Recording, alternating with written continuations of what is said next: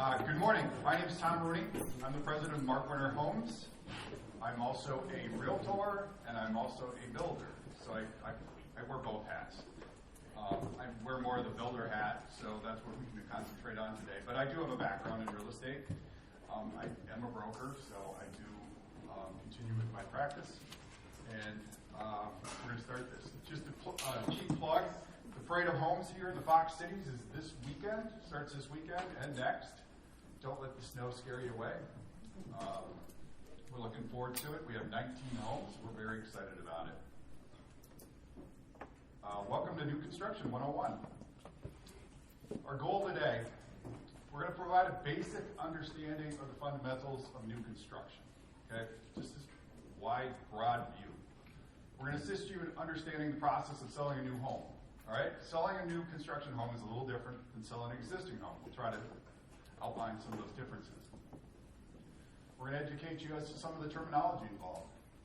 And we're going to try to get you comfortable with selling new homes. I know it can be overwhelming, especially if it's not done, or if you're starting from a new build. So we'll try to go through some of that process. Starting the process works just like just residential construction. You got to get a pre-approval. All right? When you get the pre-approval, that doesn't necessarily mean that that's going to cover the whole amount. You got to remember there's other things involved like landscaping and those types of things that may not be associated, or appliances, things of that nature. So there's some hidden costs that you want to make sure are covered. So just be careful with that. You want to identify a general location. All right? Lots and lots are getting very hard to find. All right? They're getting more difficult. Development is getting more difficult, and costs are rising. So just be aware you might have to expand your search areas. Set a budget. Again, you want to be pretty conservative with that. And then what type of home? What's the size? What's the egress requirements? Do they have any special needs? Especially working from home, a lot of people need high-speed internet, that type of thing, so you got to be careful when you are in those country situations. Starts with a lot. We're going to talk quite a bit about lots, okay, because that's where most people get in trouble. All right? A plat. How many people have seen a plat? Okay, these are general plats. All right? Usually they'll start with a subdivision plat. Okay, that just tells us our lot size, and typically it will tell us some of the setbacks and easements, okay, but not all of them. It will also show kind of the lot layout, sizes, and then in the margins, so you'll see these plats, and they'll have these big margins and all this verbiage. Make sure you read them, okay? Most of the time, it's pretty harmless, but on occasion, it's got some specific guidelines that you need to follow, so just be careful with that. The details, okay? We as builders really want to see a drainage plat. That's what we use. That's going to tell us the elevations of the lot, how it lays out. There's all sorts of lines. It will also tell our garage floor elevation, okay? So in a lot of these plats, this one, it didn't. This one had a table next to it in the side margin that said the elevation each garage has to be. So there'll be a number like 749.6 on that.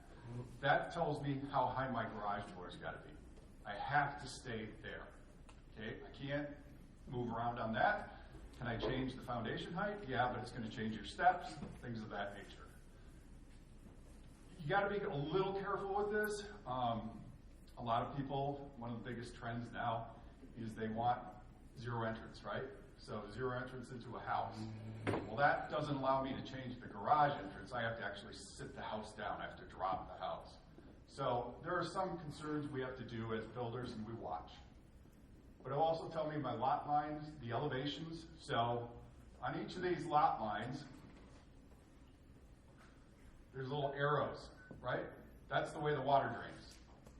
And then there'll be elevations. There's a little X in the middle. That's the high point. That means the water drains to the front or to the back. And those elevations will tell me where I have to be. I can't change those. Okay? I can change the elevations in the lot and move things around, but I can't change the elevations at the lot lines. So we have to be really careful about that.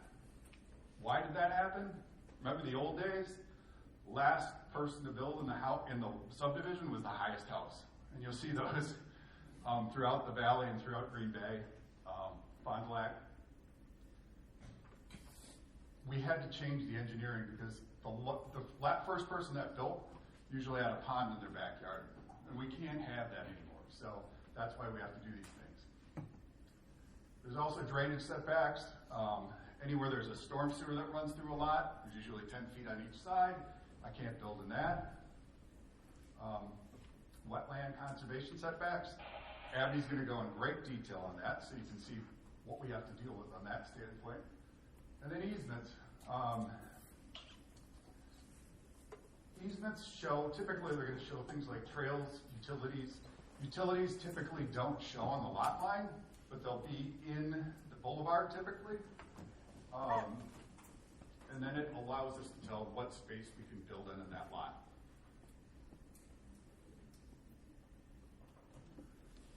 Then we have a home on a plat. So this is what the engineer prepares for us. So this is actually putting a house on a lot.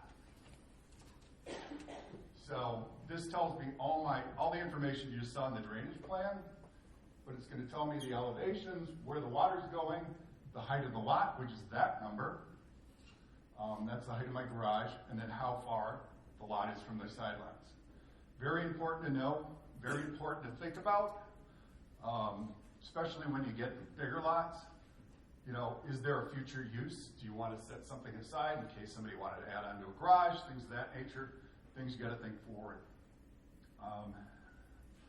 This is going to be prepared by a surveyor. In some subdivisions or some municipalities, they will require it to be resurveyed after we pour a foundation. Fox Crossing is one of them. So once I pour a foundation, they'll actually go out and redo this and make sure we put it in the right spot. You may see more of that coming. This may be part of the contract. Typically, we'd like to see it in the contract because it's going to say this is specifically where I want my house. This is what I want to do.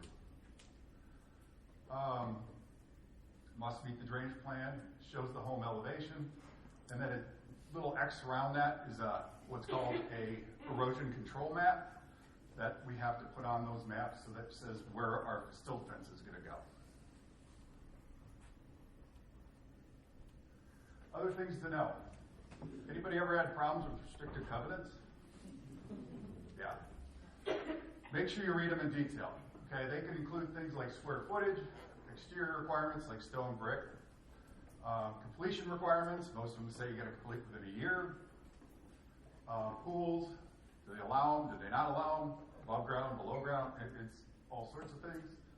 Fencing, okay, fencing is a big issue. Fencing not only is required by the restrictive covenants, but it might also be covered by the municipality. So be very careful with fencing. I've seen all sorts of weird stuff in restrictive covenants.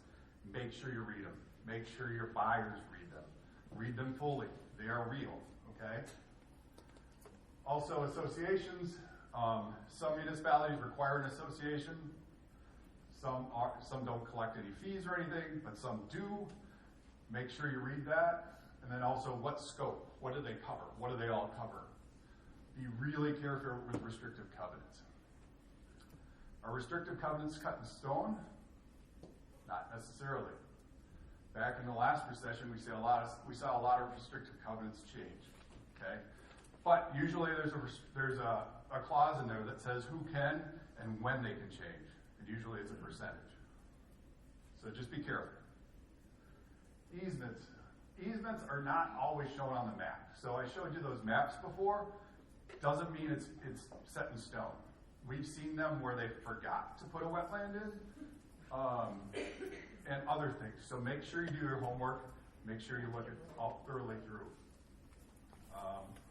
It also might show things like trails. Trails are a big deal right now. A lot of municipalities trying to connect trails. Doesn't mean that they're there yet, but they may have the easement for it. So just be aware. And then they may have some restrictions on what they can use that space for. We have seen some, not as much lately, but some that, okay, I can have a business in this house or I can't have a business in this house. Things of that nature. Again, municipalities will also control that. Utilities, make sure you know if there's water sewer service. Urban, what are the hookup fees? Hookup fees vary greatly. Okay? Appleton, really not. Okay? For me to get a permit in Appleton is about $1,000. Right? For me to get a permit in Greenville might be $8,000. So there are great variances in permitting fees and hookup charges. Make sure you know what they are. Okay? It's significant. And if you think that's crazy, go down to Milwaukee. Okay? There it's $25,000. So again, be very careful. Rural septic and wells, okay? Be really careful about the cost of septic and wells. They can vary greatly as well. Are you in an arsenic zone? Are you not for a well? Things of that nature, deep casing. Usually a quick call to a well driller, and they'll tell you exactly what's going on that lot. They have a map, so don't be afraid to call them. Septic systems, obviously, you need a perk test. You see, is it conventional? Is it at grade? There's all sorts of variances there. Is it a holding tank? Things of that nature. Water conditioning. This is something we see people miss a lot. When you drill a well, especially here in northeast Wisconsin, the water is typically really hard. You're going to need to treat that water. Typically, it's an iron filter, it's a softener, or a combination of both. You can be looking at many thousands of dollars. So just be careful. Some rural areas don't have natural gas. Cable, obviously they all have satellite. But internet access may be limited. So just, again, have them do their homework. It's not necessarily your job to do all these things, but make them aware. Stormwater and sanitary districts. Stormwater is a big deal. Abby's going to talk about it a little bit more detail, but there may be costs involved. The cities and municipalities have gone to charging for stormwater districts, so just be aware. It might be in their water utility, it might be in a lot of different places. Just be aware it exists. Last but not least, soil conditions. Topography. Okay? Everybody wants a walkout lot treed with all sorts of stuff, right? We can't always do that, all right? We have to drain the water off the lot. We don't want the water coming back to the house, so we as builders have to say, okay, how much exposure can we do? We like to see at least 6 inches every, 20 feet, so that water's moving away from your house and we're not bringing it back towards it. So that's going to limit it to what we can and can't do as far as exposures. Have we seen some pretty funky exposures? Sure. Most of us won't do it. Okay? We don't want the liability. We don't want water coming back towards your house. Access to the lot. Which street can I access from? It's on a corner. The municipality might say you got to come in this street, or you might come in this street.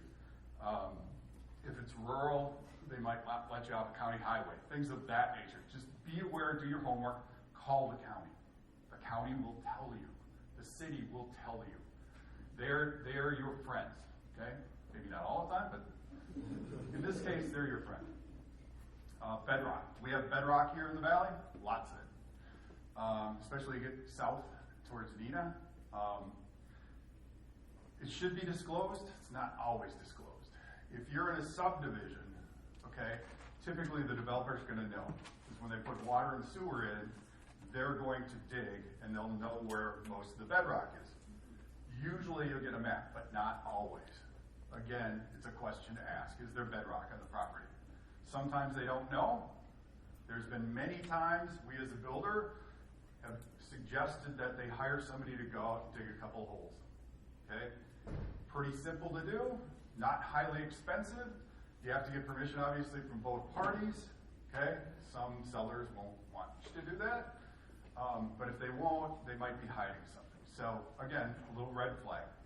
Just be aware of it. Groundwater. High groundwater is another big issue. Okay? Town of Grand Chute, where we are here right now, has high groundwater. Be aware it exists.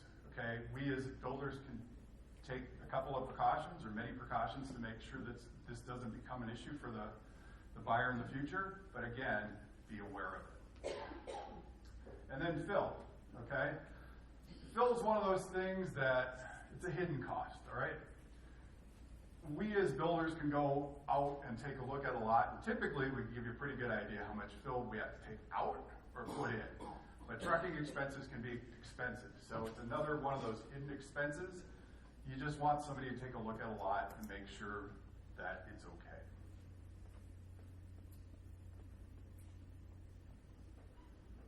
Land use, municipal control. Okay, anybody ever see a comp plan? Comp plans? Appleton's going through a comp plan revision. Basically, what a comp plan is a municipality sets what their land use is, okay, it's zoning. Zoning classification, zoning overlays, I'm going to show you how to go find those, okay? When we go into the GIS portion of this later, I'll show you where you can find them on GIS maps. But the cities and the municipalities all have zoning. They have places that you can and can't build, and they'll also have what you can and can't build based on their zoning. They'll also have future use, okay? Something to be aware of when you're looking at an overhaul. I mean, if somebody says, what's going to be built next to me in this field, okay? We never know, right? We don't know. We can say it is zoned for this, but that zoning can always change. But at least it gives you something to start with. Be aware that if it's zoned agricultural, there might be value use penalties or a conservation reserve program. It just depends on how that property was classified. Again, usually that will be disclosed, but not always. Stormwater, wetland, floodplain mapping, okay? We'll show you, Abby's gonna show you some of that. And then we'll also look at that in GIS, okay? GIS is a graphic information system. Every county in the state has it. Many of the municipalities already have it. It's a great resource for you, and we'll go over some of that a little later. Soil suitability, okay, there are some situations that we run into where there's fill, something like that, that might require additional actions on our behalf to make sure that your foundation doesn't sink, okay? We have found everything from manure pits to bottle barns to all sorts of stuff. So once you dig a hole, you find out what's underneath it. You don't always know. Trails, sidewalks, parks, ponds. Ponds are a big deal, okay? We've been building storm ponds for a long time in every one of our subdivisions, okay? Every municipality handles them differently, okay? In Appleton owns their storm water ponds, which is actually a pretty good deal because nobody wants to maintain a stormwater pond, right? A lot of associations own stormwater ponds. Be aware that in the future, you're going to have to clean out that stormwater pond, and it could be a big expense for the association or for the municipality. Just be aware it's out there. Fees. We talked a little bit about the variance of fees. Every municipality has a different fee structure, and they all have different things. And if you can figure it out from their website, I commend you, because none of us can figure it out, right? We just give them our permit, and they tell us, okay, here's your fee, here's your cost. We can get pretty close, but we don't. It's really hard to figure out. NIMBYs. Anybody ever heard of a NIMBY? Right? They're everywhere, including us. Not in my backyard, all right? Everyone hates change. Change is people just don't like it, okay? So when you go to somebody goes to build in the lot next to you, it's going to be watched like a hawk, okay? Usually by the neighbors, and they're going to usually complain to me that I did something wrong, which we didn't. But it's an assumption, right? Just be aware. We try to kill them with kindness I mean, that's the way we do it. Everybody handles it differently, but be aware that you might get some pushback. Future assessments. Again, municipalities are a great place to go for this.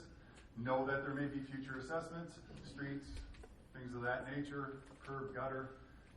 Again, every municipality does it differently. Call the municipality, usually takes care of that. Resources, GIS system, it's a really good friend of yours. We will show you how to use it today.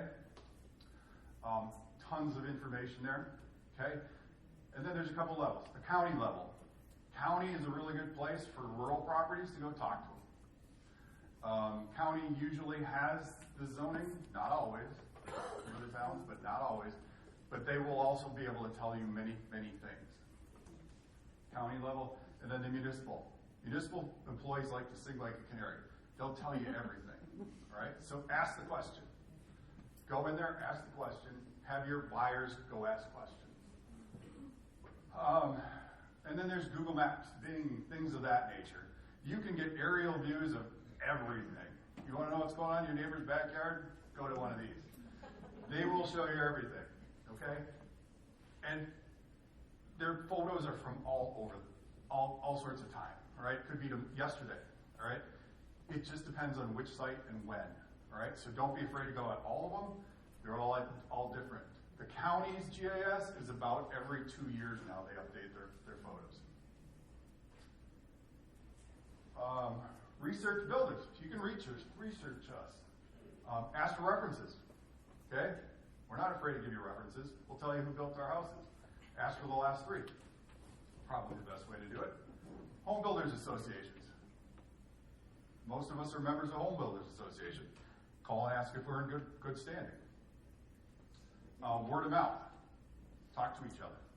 It's pretty easy to find out who's good and who's not. We are very fortunate here in the Valley. We have a lot of very good builders. Okay? We don't have any nationals yet. We don't even have any regionals yet. But most of our builders are very good. Okay? We all have our specialties. We're all good at what we do. And we might not be good at what our specialty is. So do some research, see what's going out there. And then you can also CCAP us. Anybody know what CCAP is? Not a bad place to go look. See if anybody's suited.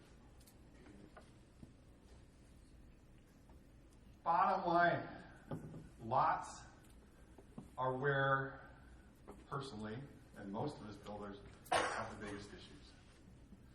I don't know how many times, dozens, that I've told people that they can't build on their lot. That's a really bad day, okay? Something none of us want to do. And it's a liability none of us want. Yeah, I get that's a hot lot. Do your research. Have them do their research. Make those calls. See what's going on there. It's way better up front. It's way better.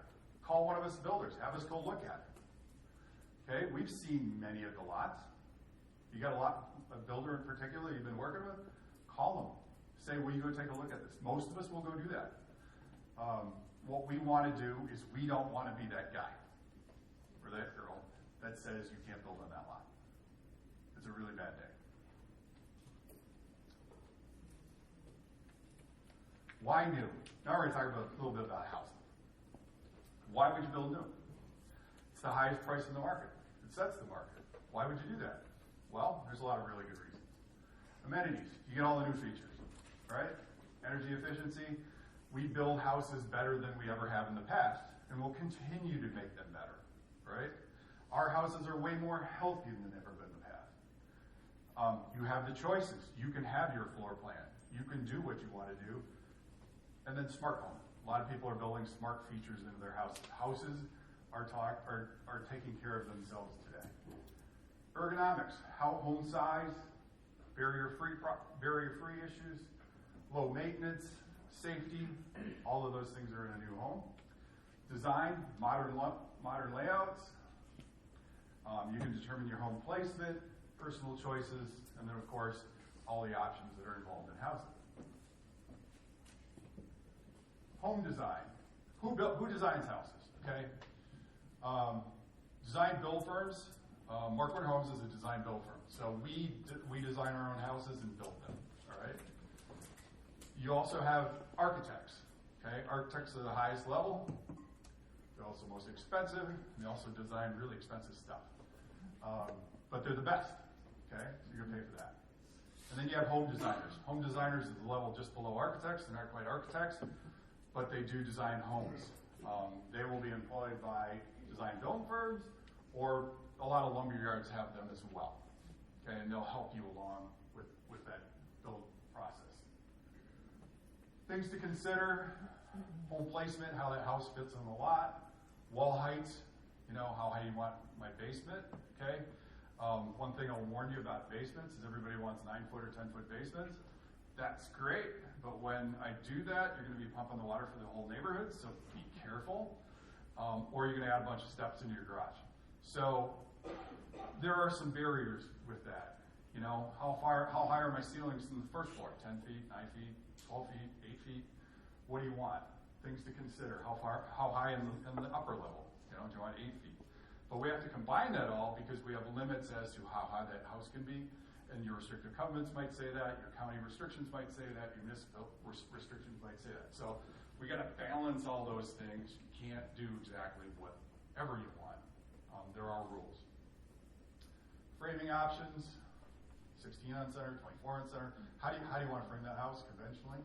Typically, most of the builders in this area do it conventionally, 16 inches on center with 6-inch walls. So that's the normal, typical. Insulation options, there's all sorts of insulation options, mechanical and systems options, your HVAC, stuff like that. Windows and doors, roof style, pitch, materials, exterior finishes, barrier-free living, all sorts of things to consider, all right? Standard specifications. Every builder is going to have standard specifications. They're all different, okay? All of us build a little differently. So it's almost impossible to get apples to apples. You have to find somebody you're comfortable with, all right? Understand that building code, UDC, Uniform Dwelling Code, is the minimum. We have to do that. That's the minimum requirement, okay? Most of us exceed that, and we exceed it in various ways, all right? But we all have our own little quirks, and we all have our own ways that we build based on experience, based on what we want to provide to our consumers. So, but we all build differently. The process. Process is a big deal, especially for a new buyer, all right? How does the process of design work? Are there fees involved? Okay? It costs money to design a house. All right, it does. So I either have to charge you up front or I have to vary it in the cost of the house. I can't just give it to you. Okay? A builder or like a lumberyard might say, okay, we'll build your house and we'll only charge you this, but you gotta buy our lumber from us. Just be aware you're gonna pay for that. You're gonna pay for the designing that house. What are the terms? Okay. Make sure you have a contract. Contracts are a good thing. And then, do you have a plan? All right. Be aware there are copyright laws. All right. You can't just come to me with a plan that you printed off the internet and say, okay, I want to build this. All right. Well, I got to pay somebody to build that. Now, it can get gray, right? Depending on what you bring us and how different. I mean, let's face it, there's only so many ways to build a box, right? If it's an inspiration and you're just going totally off the wall on it, and we have to redesign that, yeah, okay, then that's probably not a copyright issue, right? But if you're going to build something really close, that's a copyright issue. If you come to the parade, like let's say this week, and you say, I want to build that house that somebody else is building, I can't build that, right? He owns that plan or she owns that plan. I can't do that, all right? So can you buy them? Sometimes you can, sometimes you can't, all right? The ones you find on the internet, yeah, you can buy them. They're actually pretty cheap. It's probably a really good insurance policy just to buy it and then go from there. But be aware, somebody owns that plan, all right? Many of us as builders have many plans. So this is what a plan looks like, all right? This is the plan we built in Clearwater Creek. So the lots I showed you before that were all Clearwater Creeks. That plat I showed was this house. All of that goes with this property. Okay, so this is the house. So this is what a drawing might be. This is the exterior. It's going to show your front of the house, back of the house, sides of the house, and then basically a roof plan. Okay, you might not always see a roof plan, but anytime there's difficulty, there's going to be some kind of roof plan that says where the water's going. This one has some corners that the water's coming down. We have to adapt and make sure all those roof lines work so it drains properly. And then you have your floor plans. Okay, first floor, second floor, and then there's a basement plan as well. This will have all your dimensions. This will show you things like there's a truss coming through here. But it will also tell you what the heights of the ceilings are, things of that nature. Read these things in detail. Okay, look at every word on it. But this is where everything comes together. So, and then there's a basement plan. Okay, and when there's a basement plan, it will also show you where the posts are in the basement. Okay, those posts are sitting on footings. We can't move them. How many people have been in a house where they've removed the footing or removed the post? It happens a lot. Does that mean the house is going to fall down? Probably not. But you're probably going to get some dips and things in the floor. So, code says we have to do these things. We're going to do them. Okay, that's sitting on footing. Again, read these plans in details. It'll have the ceiling heights, the window sizes.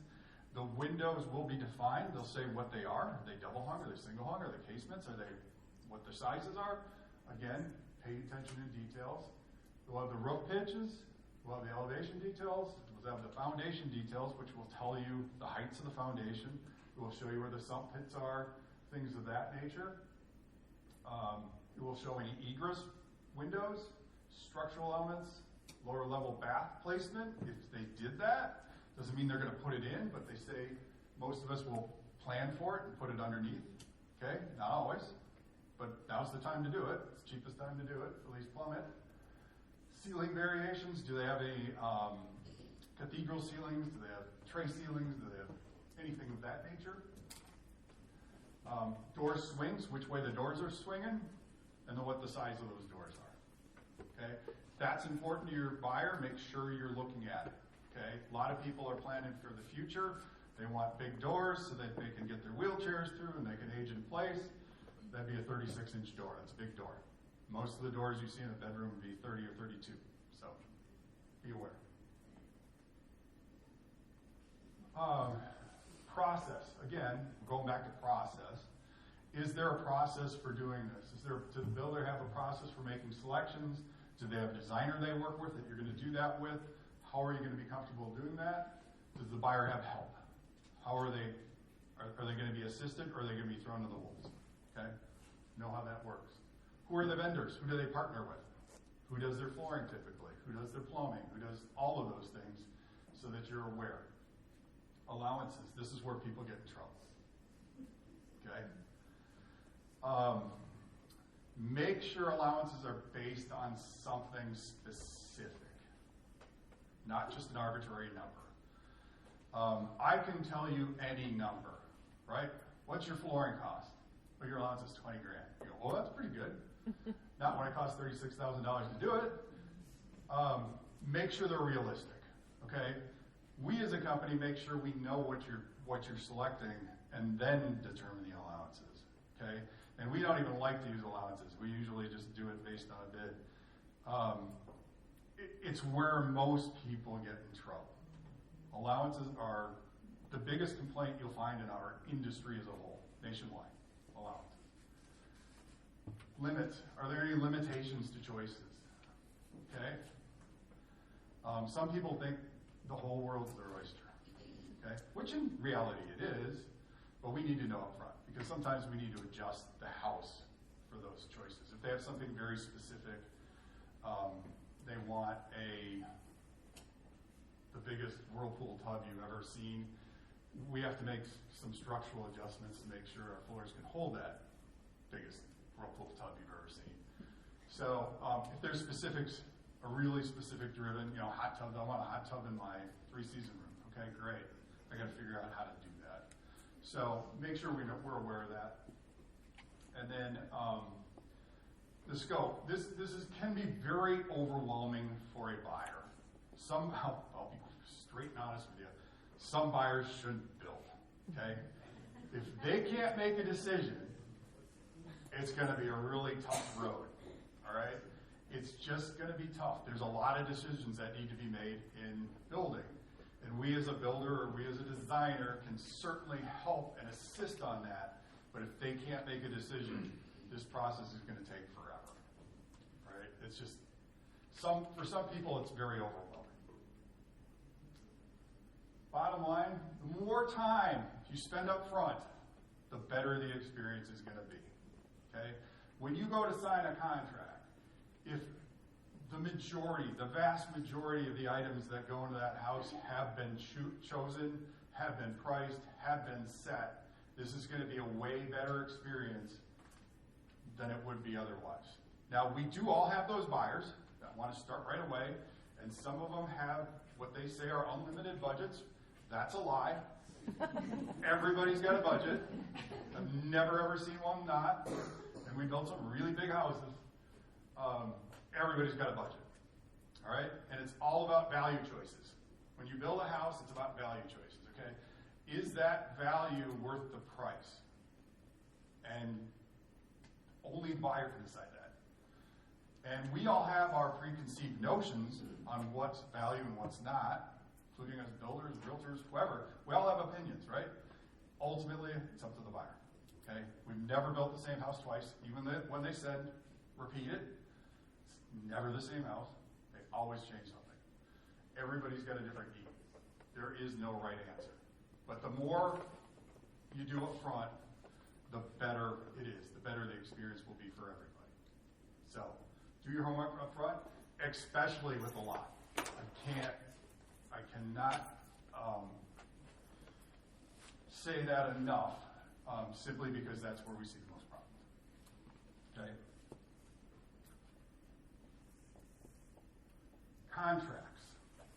Contracts are really important. The more detail in that contract, the better. Okay, I've seen two-page build contracts. Not a good thing. All right? Legal? Yeah, it's legal. But you're not defining a lot there. That's how you kind of get in trouble. The more detail you can get, the better. When homes are under construction, it really depends on how you buy that house, right? Who owns the lot? How are you doing that? If you're buying a house that's under construction from a builder, okay, that transaction is going to be very much like your regular transactions. You're going to just use your WB forms, but you're going to incorporate information from the builder, okay? All the details of the house. They should be able to provide you the plans, the specifications. I have an addendum on mine. My addendum is now 4 pages long. It's scary. You just run into all sorts of things that you want to make sure are disclosed. We want to disclose as much as we possibly can. We don't want any liability. We want to make sure that buyer is informed. That's why we do that. So there's building contracts, a couple different kinds. Fixed price, lump sum. This is the most common. Items are detailed. Pricing is predetermined. Here's your pricing. It's best for spec build, semi-custom. Can add more time up front. Again, we're doing that up front as much as we can. Typically, we can guarantee that pricing unless there's change. Anybody ever heard of a change order? Change orders are a big deal. Make sure you do them in writing and make sure you know a price before. And that these are fairly low risk. Okay, that's the lowest risk because everything's guaranteed. Highest risk for the builder, so we may build in pricing to protect us. Time and materials. Okay, time and materials. Okay, this can get into you can get into trouble with this. Okay, we can start right away. Pricing is estimated. Okay? Margin on materials are predetermined. That's I'll throw a price out and say X% is what I'm adding on to the top of this contract. So just for example, I might say, okay, it's cost plus 20%, right? 20% is what I'm going to take on top of everything to manage this, to do everything. That can vary greatly. It's no different than real estate. We do not determine anybody's. It's a business decision specifically for that builder. There are no norms. Labor costs can vary greatly in those. Labor goes up and down a lot, and can exclude and can have a not to exceed clause. Okay, so you can put a cap on that, but that doesn't mean the house is going to get done. All right. Cost plus, it's another way of doing this. Can start immediately. Pricing is estimated. Same basic thing where you're adding a fixed percentage. Time and materials and cost plus are very similar ways to build. In fact, a lot of people use them in the same vein. What should be considered? Pricing. Make sure all the pricing is in there. Okay, make sure that's detailed. We want to make sure the pricing is detailed, that it's not arbitrary. On time and materials and cost plus, it will be an estimated amount based on what we know. Draws, okay? A draw is us getting our money, okay? It's us collecting our fee. Typically, on a build, we're going to collect once a month, okay? And it's going to be based on percent of completion. So we'll go out there and we'll say, okay, at this point, 20% of your house is built, we're going to collect 20%. All right? We use a title company. So many of us will use title companies between us and the buyer to act as the intermediary. Most lenders will require this. Okay? They'll require somebody else involved in this transaction.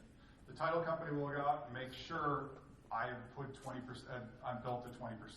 I'm not collecting any money that I am not owed. The title company will then pay the vendors, collect the liens. I stay out of that mix. All right? Safest way to do it. Typically, those draws are going to be monthly all the way till the end. Any change orders are going to be recorded as we go through. All right? And I'll talk about change orders in a minute. Warranty, make sure there's a warranty involved. Not required. It's not required in the state of Wisconsin for us to give you a warranty. So make sure there's one involved if that's important to you. Details of that warranty should be provided. Okay, they should have a formal warranty of some kind. Insurance, make sure the builder will provide liability insurance. The buyer, depending on where it is, so if it's on your lot, it's on the buyer's lot, they will have to do something called builder's risk insurance, which is just homeowners. Okay? As soon as we put something on that lot, it's theirs. They own it. Okay? Whatever's built, they own. So they have to insure that. Most insurance companies can do it. Again, it's very much like homeowners, about the same cost as homeowners.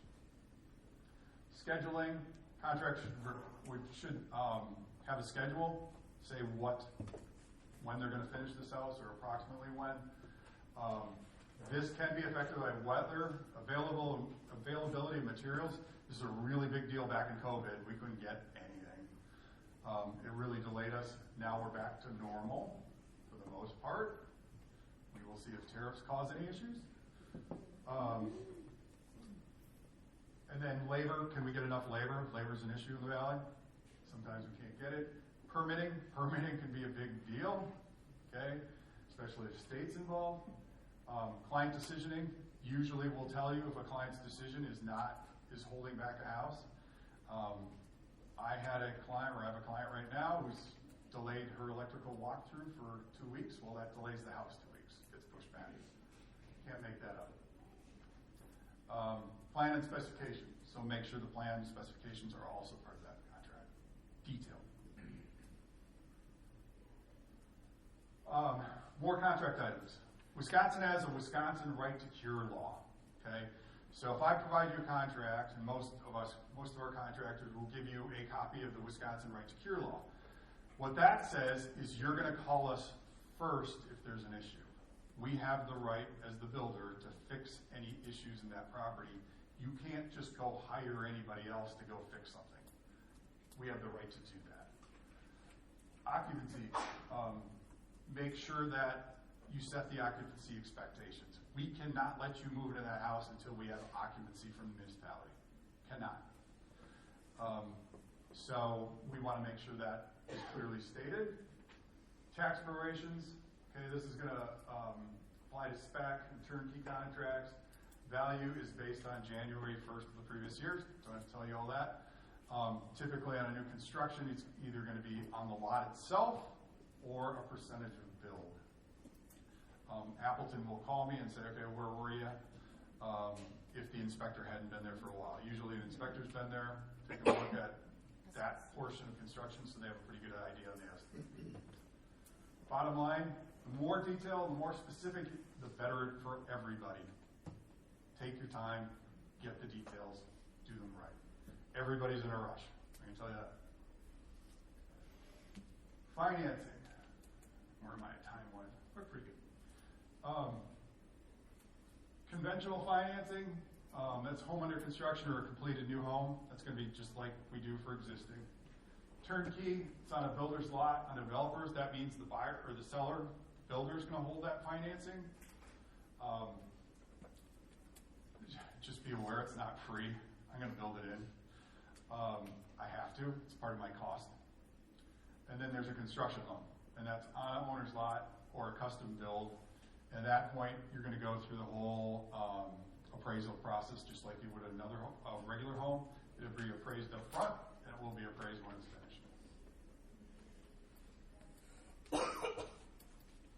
Financing, go through this pretty quick. Documentation. Construction is going to need the plan, specifications, the contract, and sometimes they want what's called a cost breakdown. And that's just me saying, okay, this is how much everything costs. All right, so it's a spreadsheet that just breaks out the cost of the house. I can kind of condense that how I want. Not going to be overly specific. It may vary a little bit. Change orders, just be aware. Change orders are a big deal because a lot of lenders will require your buyer to pay that change order in cash. So again, this goes back to doing as much up front as we possibly can so that we avoid as many change orders as we can. It's a hassle for everybody. Who can build? Okay, I have a dweller contracting qualifier license. I can pull a permit. That's what that says. So make sure the builder has a qualifier. You can look that up just like anybody can look up a real estate license on the DPS site. Make sure they have that, or a homeowner can pull a permit. Be wary if the builder asks you to pull a permit. Something's strange there. Draws. Builders take draws monthly. Again, talked about it. Typically, they're going to be assigned.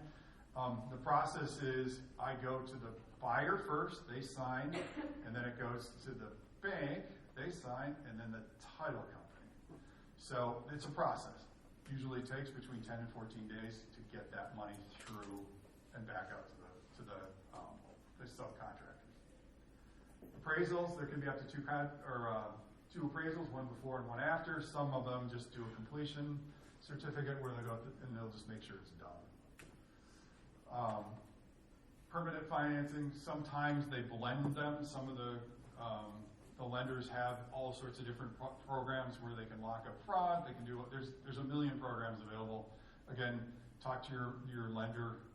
They know the details on those. Timing and expectation. How long will it take? Always longer than you think. It's always going to take longer.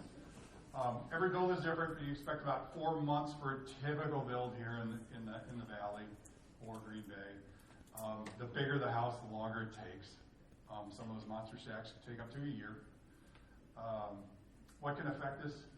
Weather, weight limits. Anybody know what a weight limit is? We are going to have big weight limits this year. We're really excited about it because we really haven't had them in 2 years. Basically, they say we can't go on the streets for up to almost 2 months. So it really holds us back. Now you'll see a bunch of builders trying to rush a bunch of stuff to get it going. so that we can avoid some of that. It means we can take in smaller trucks, we can do things like that, but we cannot bring in concrete trucks.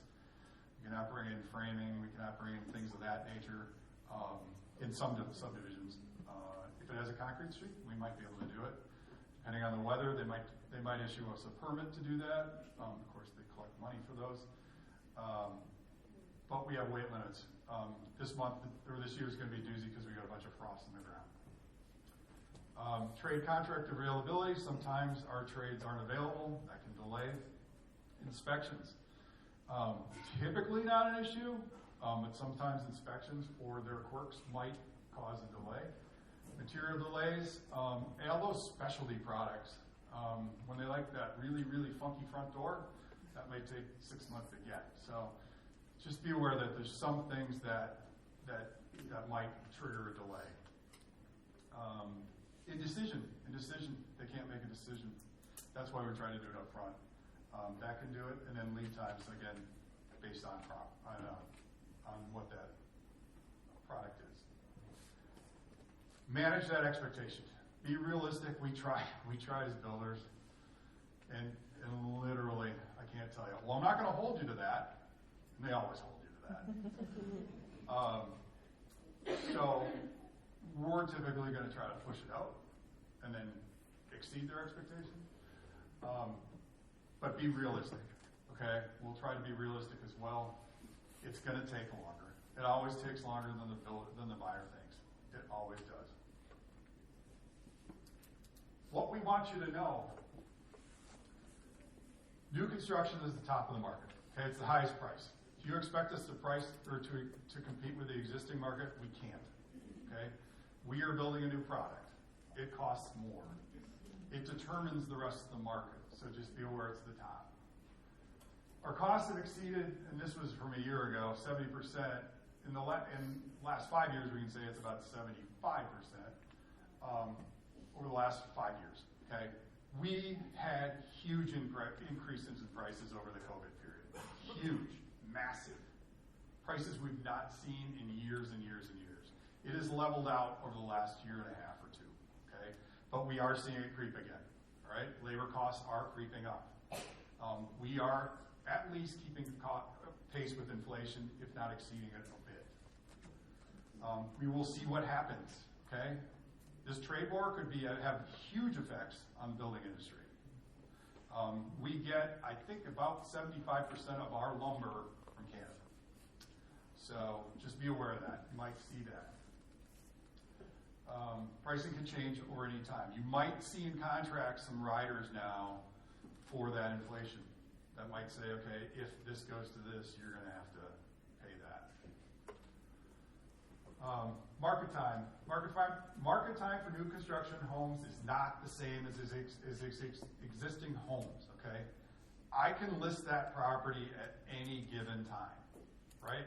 So if it takes me 4 months to build that house, all right, I'm adding a lot of market time, okay?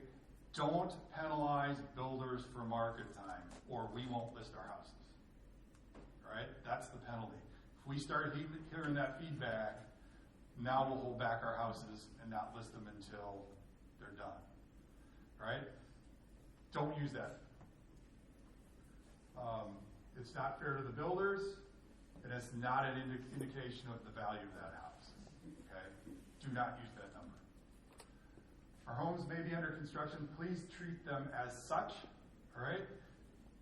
They may not be the safest place on earth. We try to control ourselves as best we can, but we don't know where they left that cord, okay? We're not in there like every hour of the day. Be careful, take safety precautions, especially with kids. I would tell your buyers to be prepared to walk through a construction site. Don't wear high heels, don't do things of that nature. It's not good for that site.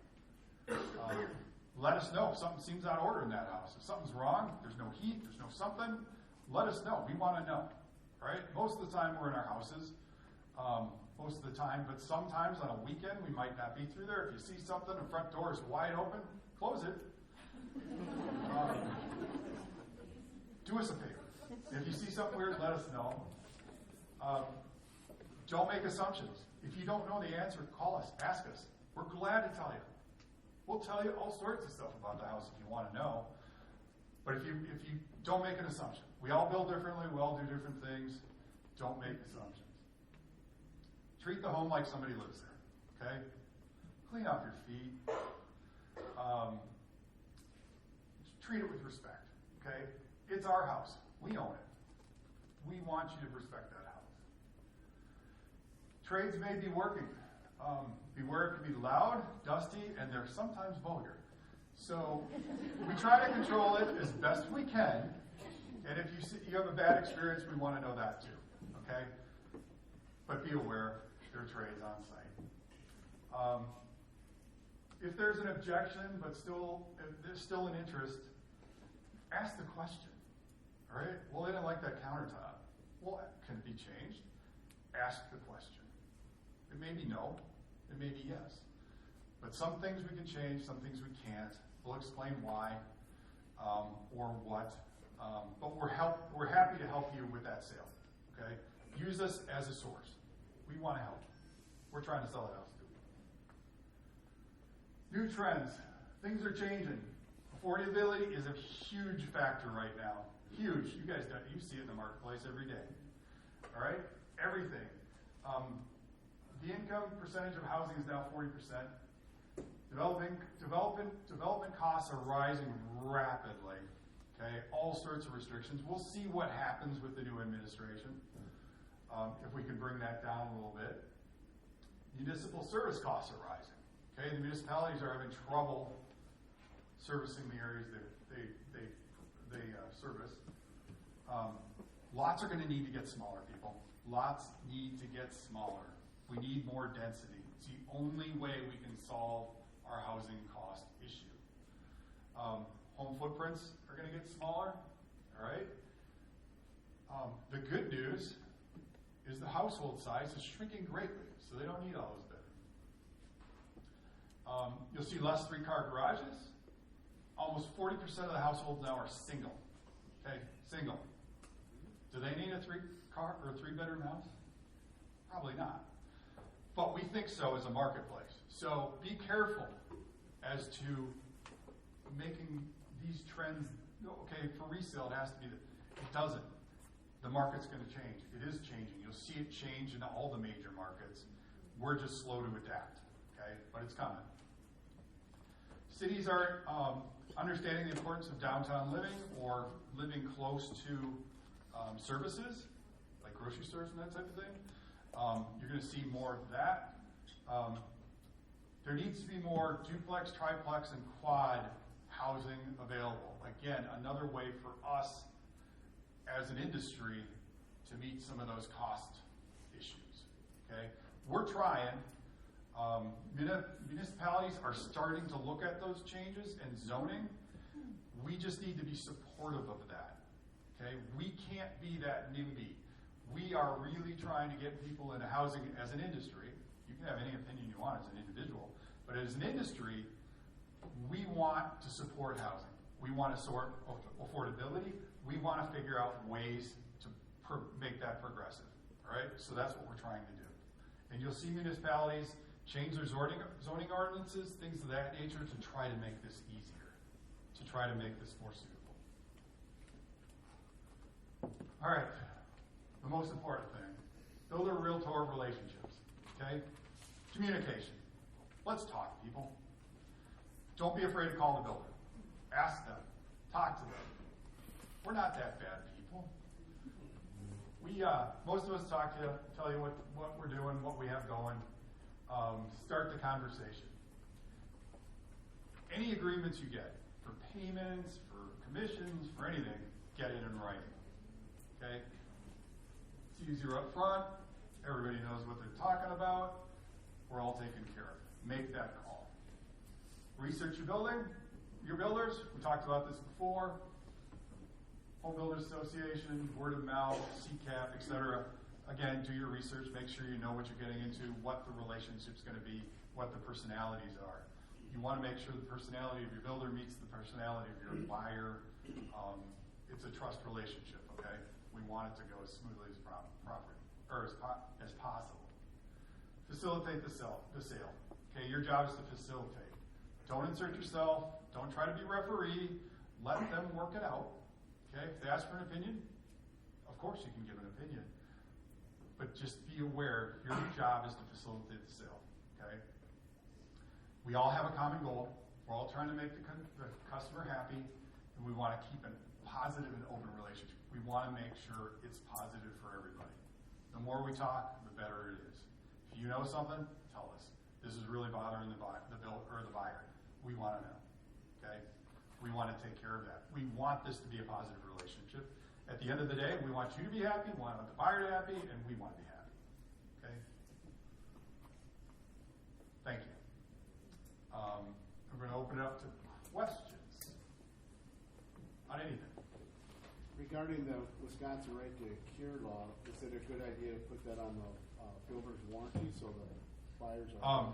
Yeah, you can actually download it straight from the, if you just search that, it comes up from the state. The state's got a one-page article. You just incorporate that into the contract. So you said doing homework is the most important thing before buying a lot, which I know that. But when it comes to verifying utilities, what do you feel like the best way is for buyers to do that? So say a seller fills out a condition report, it's very unknown, or it's where the buyer should do their homework and double check.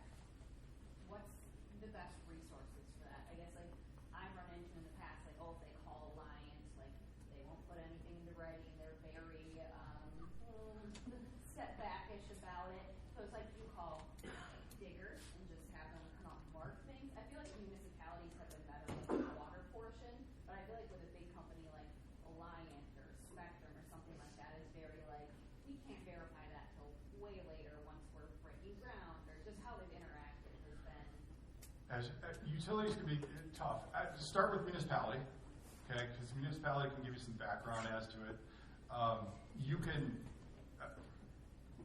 most of us as builders can go and look and see. We'll see where the utilities are. I can't tell you how many times Spectrum has told me, well, we don't know if we service it. I'm like, I'm looking at your box. Well, we got to send somebody out, so they have to send somebody out. But they do. You just got to push them. Most of them will tell you, yeah, that's in our service area.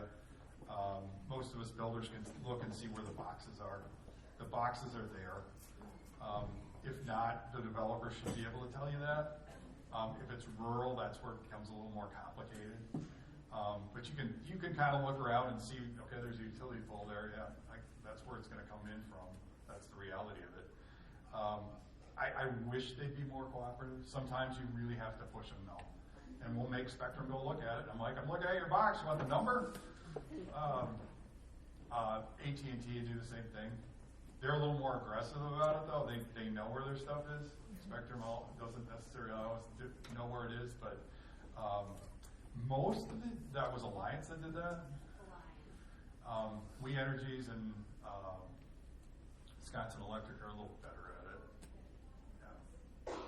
What do you know about the big private project and all the homes? And I saw that they're opening it up to builders. How are they handling that?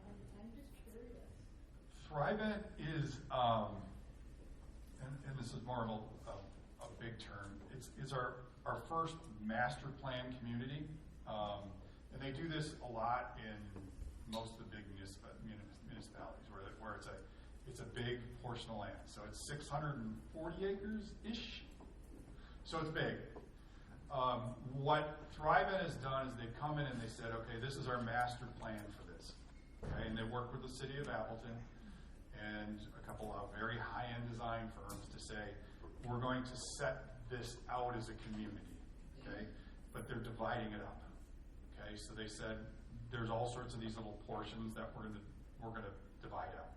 Right now, they're trying to find developers or builders to buy these portions of land and then develop them out to meet their plan, okay? We'll see how that goes, because they want to sell that land and then have these restrictions on it as to what can be developed there, right? They have a master plan, but it has to go into much more detail now. Now we really get into the nuts and bolts of it. So they're trying to farm that out to other developers, okay? So they'll say, We have several developers in our community, whether or not they'll bite on it is beyond me, but they'll say, okay, we'll sell this to you. We want you to develop it based on this plan, and this is what we want to be in there. So it might be single family, it might be multifamily, it might be commercial. There's all sorts of stuff in that, but it's master plan. It's for sale, but it's being pieced, okay? And it's based on a master plan, which means they've already set what they want to do and how they're going to build out the infrastructure. So this is our first foray as a community into a major master plan, okay? They put a lot of thought and effort into it. It's going to be a great thing to watch happen and develop. It's going to take some time, okay? They wanted this to be done, I don't know, was it last December? It takes a lot longer to get this stuff through and done. It's very exciting for the city of Appleton because it's a huge opportunity for development. It's very progressive in their thoughts and what they want to do for density and that type of thing. It's new. It's going to take some time. But yes, they're farming it out to sell. Thank you. You bet. What is yours personally, or builders that you've seen, from the moment that you meet your clients to getting them happy and satisfied? What is your biggest pain point? Biggest pain point for me personally is managing those expectations. Because no matter what I say up front, they're going to have a perception, right? Especially with timing, and that's what I kind of said before. It always takes longer, right? They want to build tomorrow. It's going to take a lot longer. You know, it's going to take me up to two to 3 months up front if we want to do it right. From looking at the lot, to doing all the specifications, to doing the plan, to doing all that, managing those expectations can be tough. Every buyer is different. Every buyer has a different hotspot. And they'll go off based on who knows what. I mean, they may have a bad day, right? We as builders, typically most of us don't take it personally. But it's hard sometimes, depending on the buyer. That's kind of like no different than when you're working with a buyer. Sometimes they get frustrated with you, and it's not your fault at all. Sometimes it is your fault. It's just managing expectations is our biggest hot point. Tom, can you paint a little bit clearer picture? Maybe I'm just fascinated with this, but paint a little clearer picture on change orders. Like the most common change orders you get, especially for upgrades, kind of what you see sometimes typical, how that affects budgets, and then ultimately where we have to worry about how that ends up at the end of the when people have kind of one change order after another, put them in a situation where cost of the house may not necessarily reflect the end market value. Good question. Typically, in a spec or a semi-custom, I don't end up with a lot of change orders at all. It's usually a very simple process. If it's a change order, it's something that's very specific. I didn't expect that. I want to change the color of that room. Simple stuff usually, right?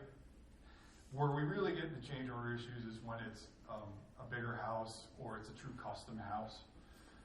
True custom houses, just so you know, cost typically at least 20% more than so if I had, let's say, an 1,800 square foot ranch, and it's a spec house, and then I do an 1,800 square foot custom house, it's usually 20% more.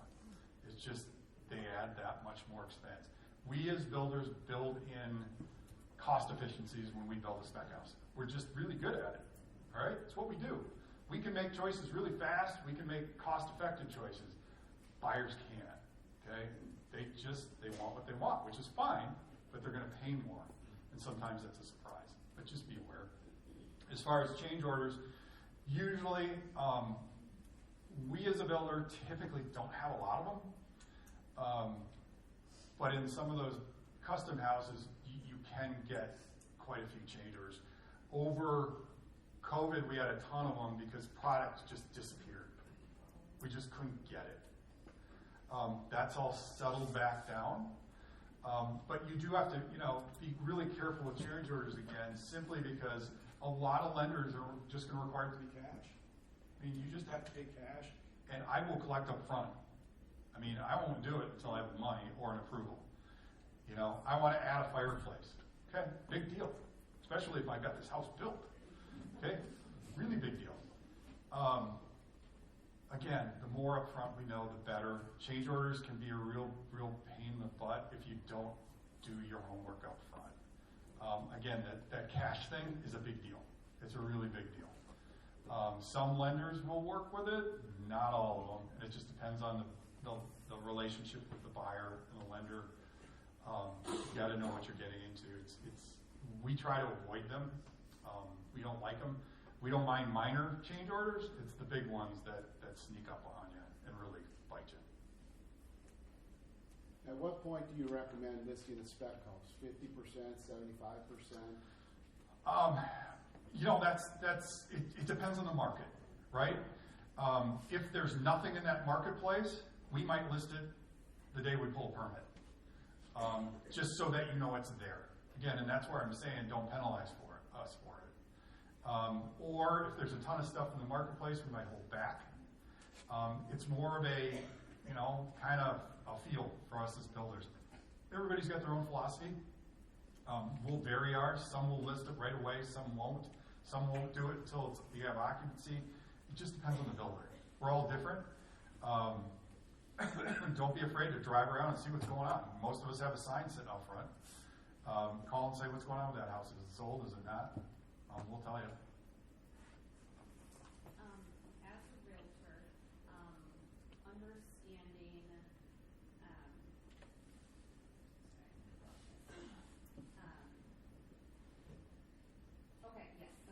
inclusions and exclusions and what's included when you're working with a builder. I had somebody a realtor I know recently, AC was not included and they had no idea, and they got to the end. And in Wisconsin, like we have, most houses today have AC. So it was like, they just weren't expecting that. So does a builder provide a list that shows all of these inclusions? Because something like that would have probably been an assumption, because it's just such a common thing. Like a furnace, you're going to assume is included. So the process of getting that from a builder. It goes back to the code thing, right? The furnace is required, AC is not. So, yes, ask for specifications, ask for them what are included. A lot of them will do that right in the listing. They'll say what it is. Don't make assumptions, okay? Biggest factors, air conditioning, concrete, you know, exterior concrete, is there a driveway, is there patio, is there anything? And appliances. Those are the three biggies that vary greatly, okay? None of us do it the same way, okay? Most of us still do air conditioning. Watch your MLS sheet, okay? If you're a realtor, don't assume. Make sure when you're taking that listing, you know, or you might be buying an air conditioner, not a good thing. Make sure you're reading that. But if you're talking to the builder, they should provide you a list of specifications. Make sure that's included. Or ask that question. Those are the three biggies. Most of the other stuff is going to be required by code. Okay? So would a good question be beyond code, what do you include? Or what are your specifications? Just ask for their specifications. We all have them. Price per square foot. Loaded question. We as builders hate price per square foot. Okay? Why? Why do we hate price per square foot? Because it's such a variable. Okay? It depends on what's included in that house. All right? So, rule of thumb. Right? Right now, I'd say, what's your price per square foot for a rant? It's around $250 a square foot. That's the market price. Okay? It's market price. Doesn't mean it's what the cost of that house is going to be. It depends on what's included. Okay? If I add appliances, it's going to add $6 a square foot. If I add concrete, it's going to add $10 a square foot. It just depends on what's included. Okay? So be really careful. It's just a general parameter. I know you guys use it all the time, but be careful with it. That's a great question. I really appreciate it. Can that price per square foot be affected if it takes stuck in construction and the windows aren't delivered, like, does that increase the price per square foot? It shouldn't, Okay, because we're only paying based on what's completed, okay. right? So there might be a little bit of increase because I'm holding on to that house a lot, but it shouldn't be a big variable because I haven't paid for that item. So windows is a big deal because I can't close off the house. It would lock up that house for a while. And windows are a good example. I can get windows in as short as 3 weeks or as long as 12 weeks. Which one do you want? I have two things. One, I just wanted to know, you talked about how important it is for the buyers and the buyer's agents to do their research on the lot. But I also want to say on the flip side, for the realtors in the room, make sure when you're listing a lot that you're also doing your research. And just because the property owner tells you, yeah, you can totally build on this lot, we were going to do it, blah, blah, blah, maybe don't make that assumption. I've run into a few where it says, come build your dream home, and then you do a little research and it turns out that's just not really feasible. So just saying the responsibility is kind of on both sides of it. And then I had a question, kind of a follow-up from what Jen was saying about change orders. And I guess maybe depending on what the type of financing is between, conventional, turnkey, and Cost plus. yeah. What do you see in terms of appraisals? Like, do you see one financing type running into appraisal issues more? Or if people are adding on some more higher end finishes, is it more difficult to appraise? Just with prices going up, do you see that appraisers are keeping up with the increase in costs? Kind of twofold on that question. For mainline product, let's say just spec homes and that type of thing, we have not seen any issues in quite a long time. Appraisals have been very much keeping up. The answer to your other question, okay, I'll give a simple explanation, okay? To an appraiser, a range is a range. It doesn't matter if it's a $12,000 range or an $800 range. That will give you some variance, okay? Usually that buyer doesn't care, right? They're putting enough cash down and they really don't care. That's where people can get in trouble. It's those specialty items. A bathtub's a bathtub. If it was $10,000 or $3,000, a bathtub's a bathtub. So that's where people can get in trouble is the specialty items. But we have not seen any big issues, or at least I haven't in quite a while. There was a little while during that COVID time where we were having issues. They just couldn't come up with comps. I mean, I don't blame them. They didn't have them. Prices were raising way too fast. As I said, it's flattened out. There's a lot of comps available now. When you get into the big specialty houses, the monsters, they do have issues, but typically there's enough money there that it's not a problem. You mentioned weight limits and permits to get around that. Do you run into issues where they just won't give you a permit and you just have to wait? Like, hey, you're not bringing this concrete truck down. You have to wait 2 months and you're kind of SOL? Yes. Greenville won't allow us in. They're done. They shut us out. Appleton will give you a permit, and the state trooper will sit there and watch you, make sure you have a permit. Or I might be able to get a permit in Appleton, but not Grand Chute, and I might have to go through a Grand Chute road to get there. So, there's all sorts of games we have to play. We just assume we're not going to be able to build, and if we can, it's a bonus. But if we have if it's March and all of a sudden they have weight limits, but we have a really cold day like today or night, they might let us in. So it just depends. I mean, we kind of have a feel for it, but I wish there was a solid rule. They even say, I think the state rule is you can do it 8 weeks, but it's been 10 before. We're at their mercy. What is a typical warranty that you would offer as a builder on structural? Because your new appliances, if you offer them, they have warranty, I'm assuming. Everything in your house is a warranty on top of what we do, especially the stuff that is third party. Your bathtub has a warranty, your furnace has a warranty, your water heater has a warranty. All those things have a warranty. We provide a 1-year warranty. Okay. We have not had any issues. Okay. We as a builder, and I can only talk for me specifically, have gone into houses well after the fact if there's an issue and looked at them and helped them through it. We have not had any major big structural issues. Most of code and how we build in most of our municipalities, we just don't see it anymore. We don't see basement walls caving in. We don't see any of that. Some people, you can buy a 10-year warranty. Some builders do that, and that's just part of their marketing. It's a comfort level of your fire. We provide 1 year. Did you have any issues with lumber after COVID, with mold after completion? I know there's some builders that ran into that problem at home. We did not. We have not had any issues with molds. We tend to be very proactive. We put a system in our houses to make sure that we're generating fresh air. We learned that as an industry after the 90s when we built really, really, really tight houses, but didn't let them breathe. Houses need to breathe. Houses need to be healthy. We take action to make sure that we don't have those issues. Speaking on copyright law, I was just curious, as a design and build firm, do you get requests to sell your designs to other builders? We have.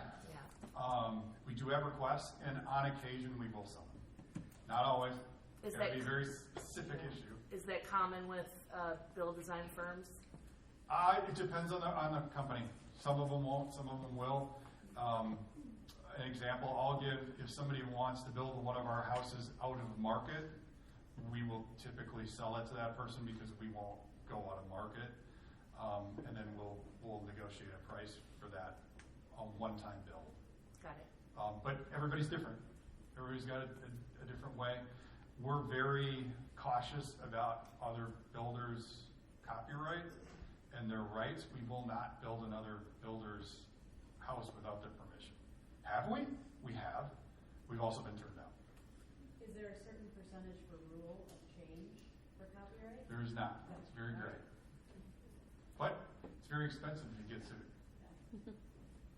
As a builder, do you prefer to build it turnkey where you're, financing it yourself and then just sell it like as a purchase, or do you prefer that the buyers do a construction loan?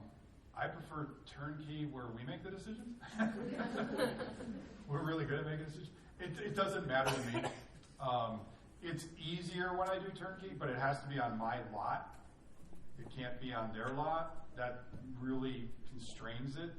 And it's going to be more of a, typically that's not going to be a custom build. That's going to be one of our products on the lot. It's an easier build for us. It's better. We're better at it. But in the long run, it doesn't really matter. It's easier for financing because I don't have to go through that process. What's your biggest pain point with the lot? You said that's the biggest problem is the lot. Telling people they can't do something. Like they can't build it. They can't build what they want to build. Yeah, it's too small. You got a setback. It's unbuildable. Your restricted covenants don't meet what you can build. There's a variety. My biggest issue is having to say no. It's so complex, especially when you get into some of these specific lots. In fact, I just had one the other day where there's a 50-foot setback for a high-tension power line that nobody talked about. The house didn't fit. I mean, nothing fits. So in that case, it was good because they hadn't bought the lot yet. But it's one of those things where you just got to make sure everybody knows. If you know what you want to build on the lot, and then ask for help. Don't be afraid to ask for help. Ask for help with the municipality. Ask for help with the builders. Just engineers. We'll employ engineers if we need to. Do the work up front. It's going to be way less costly. Way less costly. As far as going over budget, is it usually percentage based, like more expensive the home, more money, or is it like plan on $40,000 for? Our goal is that you don't. Okay, so most of our builds are less than 1%, but that's because we do it up front, right? But I also could have a build that's 20% because they go crazy, or they add something. We've had people, okay, now I want to roll my landscaping in. Okay, that's fine, but now it's going to take you over budget. And just be aware that you talk to your lender and they're okay with it. Some of them are, some of them aren't. Again, the more work we do up front, the less that number is going to be. All right, and that's our goal. And most of us in the industry don't want to run over those numbers. It's not our goal. All right, we want to build you the house you want, and we want to keep you on budget. I can't tell you how many people won't tell me their damn budget. Tell me your budget. I'll try to keep you in your budget. I know you're going to spend right up to your budget. Okay, everybody does. Help me, I'll help you. I'll tell you what you can. I can tell you what you can afford on that budget, and then you decide. It's your decision. All right, but they're afraid because they think I'm going to take it as high as I possibly can and just charge them for it. That's not true. All right, I want to give you as much house as I can that meets your budget. Tell me, be truthful. Just tell me what you want. It's the best thing you can ever do. Any of us builders, tell us what you want. Anybody else? What? Is there anything that we can do at a municipal level as realtors to help you guys get developments pushed through, such as workforce housing, higher density, neighborhoods, so on and so forth? Questions we should be asking, certain planning commission meetings we should be looking for? There's a ton of stuff you can do. Pay attention to anybody on Nextdoor, the site Nextdoor. Anybody on Facebook? All right. Pay attention to what they're saying. Respond to their choices. Respond to what they're saying. Tell them why they're wrong. Go to the meetings if you need to. Be involved in your municipality. If you want to know what's going on, call the county clerk or call the clerk. They'll send you the meeting minutes for everything. You'll be put on a list. Know what's going on. Know what's happening in your community. They will listen to you, especially if you live there. Okay.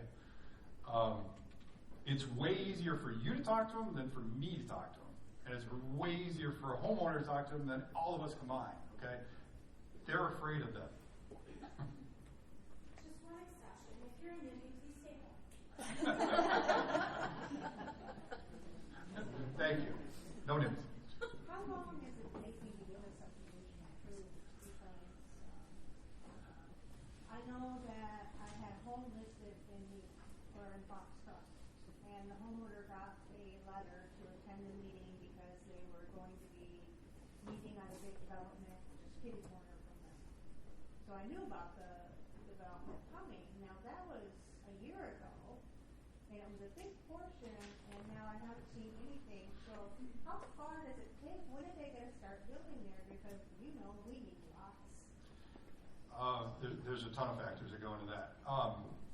From a process standpoint, and Abby could probably answer this better than I can, you're looking at least, 2 years? It depends on what your start point is. From conceptual planning, I mean, you can have a concept in place and it could sit there for 5 years. But if you have engineered feasibility, so you have something planned with infrastructure, it can be as short as 4 months. It can be as long as a year. But a lot of times it'll get to the conceptual phase and it'll die because the pricing isn't right, it's too costly to build, there's environmental issues. So you might get a notice that something is going up, and then for environmental reasons, for pricing reasons, it might just sit there. And that's a good point. Abby, maybe you can touch on that, your wetland presentation, as far as some of those setbacks or some of those things that come up. She's going to show you a property that's got all sorts of issues. And everybody say, well, that should have been developed years ago. Well, we'll tell you why. Cost is usually the biggest issue, okay? And cost can be driven not only by lots lost with wetlands, but it could be municipal requirements, EPA requirements, DNR requirements, things of that nature. There's a lot. It's very complex, okay? Extremely complex. And what I'll add, too, is the margins on development are extremely thin, extremely thin. There's a perception out there that these developers make tons of money on these subdivisions that go up. It's not the case. The margins have gotten extremely thin, especially with the cost of materials going up after COVID. The fact of the matter is a lot of our regional developers just aren't developing because it's not profitable, and even with extremely thin see our lot costs rapidly increased, okay? You know, I mean, a normal 90 by 120 lot, municipal water and sewer, at the bottom end is at $80,000. So if I go to Milwaukee, we're at $130,000 for a 90 by 120 lot. So we're trying really hard. I'd also say, I think too, one of the things to keep in mind, and not to geek out too much, but we also have a lot of properties in extraterritorial jurisdictions where the property, it's in the town, yes, but it also has, the city has authority over it because it's in their extraterritorial zoning area.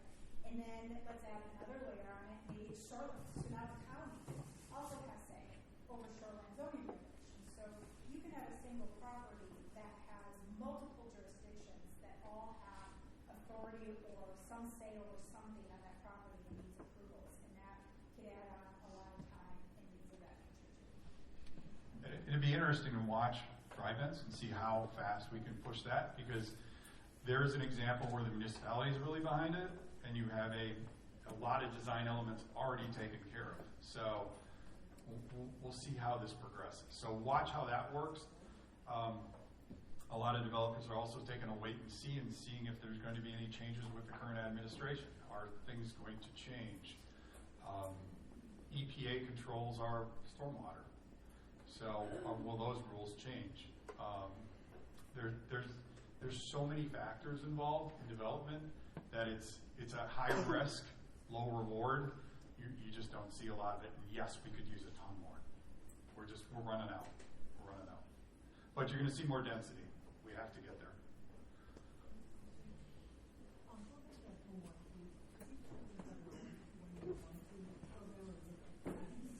There is no standard for warranties. The state of Wisconsin does not require a building to provide a warranty. If they advertise it, they have to provide it. And typically they'll do it in writing, okay? Ask for it in writing. If it's over 1 year, typically it's going to be a secondary market warranty that they're purchasing to provide, because most builders don't want to hold that liability for over a year. Anybody else? One more question. Sorry. Are there any circumstances where you would allow a buyer who's building a house to do some of the work?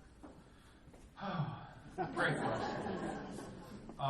Typically, we don't like to do that at all. There are exceptions to every rule. All right, I'm working with somebody right now whose father is an electrician. Okay, he's a licensed electrician. All right, here's what my price is for my electrician. If you want to do it, you do it. I will put a whole paragraph together that says I won't warranty it, I won't support it, I will not, if it affects any other portion of the house, I will not warranty that, because I don't know if I can control it. Okay? I have buyers, can I come do the flooring or can I paint it? Here's the reality. We can usually do that cheaper than they can. I can paint a house out way cheaper than they could ever buy the paint for. So they think they're going to save money. They're typically not. We don't like doing it, but there are exceptions, but there are very few. Okay. Other builders, there's certain builders that do it. There's a firm out of Milwaukee, you build it, that encourages it. Okay? That's what they do. That's their marketing. It just depends on the builder. You got to talk to the builder and see if they'll allow it or they'll do it. Some of them are way more. We don't like doing it because we want to make sure that that house is covered after they move in. We've had some bad experiences. Last question? Anybody else? We'll have more Q&A at the end, too.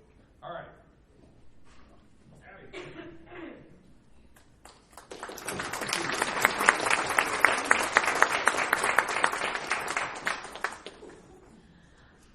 Hello, everybody. My name is Abby Maslenka. I'm a professional engineer with Martinson and Isley.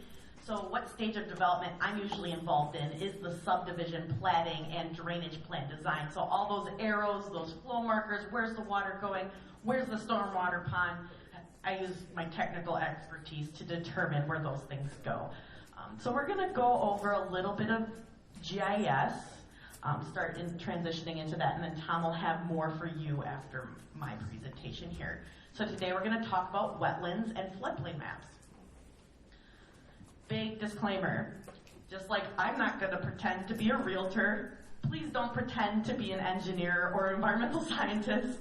This information is just to inform you of red flags. If a red flag comes up or if you have any question, always direct your buyer or your client to the local zoning authority. We always recommend reaching out to your shoreland zoning staff, whether that's at the county or at the municipal level. So just keep in mind, this is just an FYI. Don't try to answer environmental questions for your buyers. Say, hey, this is a red flag. Call your local representatives. So what is a wetland? I'm not going to get super in-depth on this.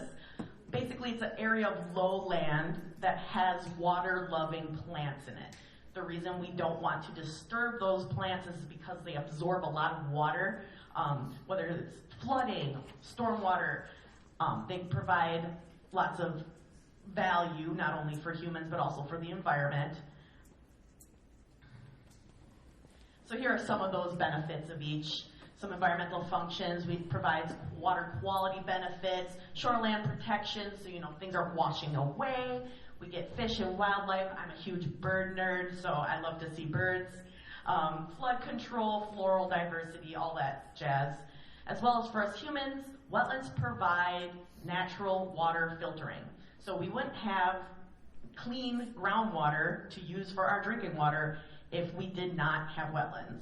Obviously, we also have treatment processes, but it's the starting point of our healthy groundwater is wetlands, as well as flooding protection and recreational opportunities. If you're a hunter, bird watcher, like canoeing, kayaking, we want to protect our wetlands. Who regulates wetlands? Just like Tom alluded to, there are many agencies that regulate different aspects of new home construction. So at the federal level, we have the U.S. Army Corps of Engineers, as well as the EPA. At the state level, we have the Wisconsin DNR. And then at the local level, we have our counties and municipalities who operate under shoreland zoning departments. So why is knowing wetlands locations important? Well, what Tom also alluded to, if you have a significant wetland feature on your lot and there are setbacks that have to be met from that wetland, you may not be able to build what you want to build. So we have to communicate that to our buyers that, hey, that nice home with your walkout basement, you can't do that because there's going to be water up to into your basement. All things like that we need to pay attention to. So if you look at my diagram here, that's a little bright, but the yellow highlighted lines you can see on this plat, for lot 162, there's delineated wetlands. It says when it was delineated. Here is the wetland line, so that's where dividing the wetlands from the uplands, but based on a setback off of that line, which in this case is 30 feet, hard to read, apologize. This is your only buildable area, and this is 100 feet here, so that kind of gives you an idea of the scale. You could build a much smaller house here than you could on lot 164. So those are some of the reasons why we want to know where these wetlands are. So how can I check if I have a potential wetland area on site? The best way to check is to use the Wisconsin GNR's Geographic Information System, so that's GIS, the Surface Water Data Viewer is what they call it, or SWDV for short. I have a link in my slideshow, and this slideshow will be available on the presentation website, so don't feel like you have to take photos over and over and such. So, but if you also search Wisconsin DNR SWDV, it'll be the first thing that comes up. So I'm going to show you how to use that. So when I clicked on that link, it brought me to the landing page for the Surface Water Data Viewer, and then you have to click this little button here that says Launch Surface Water Data Viewer. It'll bring up this lovely map here.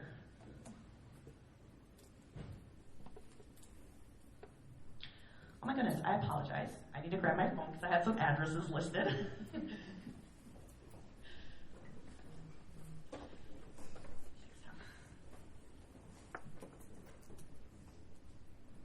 because I want to give you examples so we're not just speaking into the void here. So when you first launch it, it'll bring you up the map of the overall state. Well, how do you know? This doesn't mean anything. So how do you know what you want to look at? You can just enter the address of the property you're looking at, and it'll bring you right into that location. So how do we do that? If you go to this Locate and Identify tab on the top, click there. There's this address button. Click on that. And then you can enter in your address. It's a little funky because you have to enter it twice in a way. So the first property we're going to look at is 3104 North Lindale Drive. And you start by typing in the municipality name. In this case, it's Appleton. Hit search. And this is kind of the funky part. You have to select the address from the drop-down.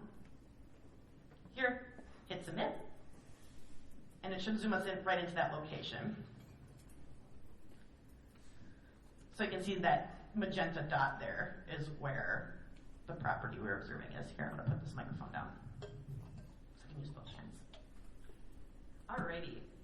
So this is an undeveloped plot of land, but I thought it would be a good example to show the type of environmental features you can encounter, because it shows all the issues of why this property hasn't developed yet.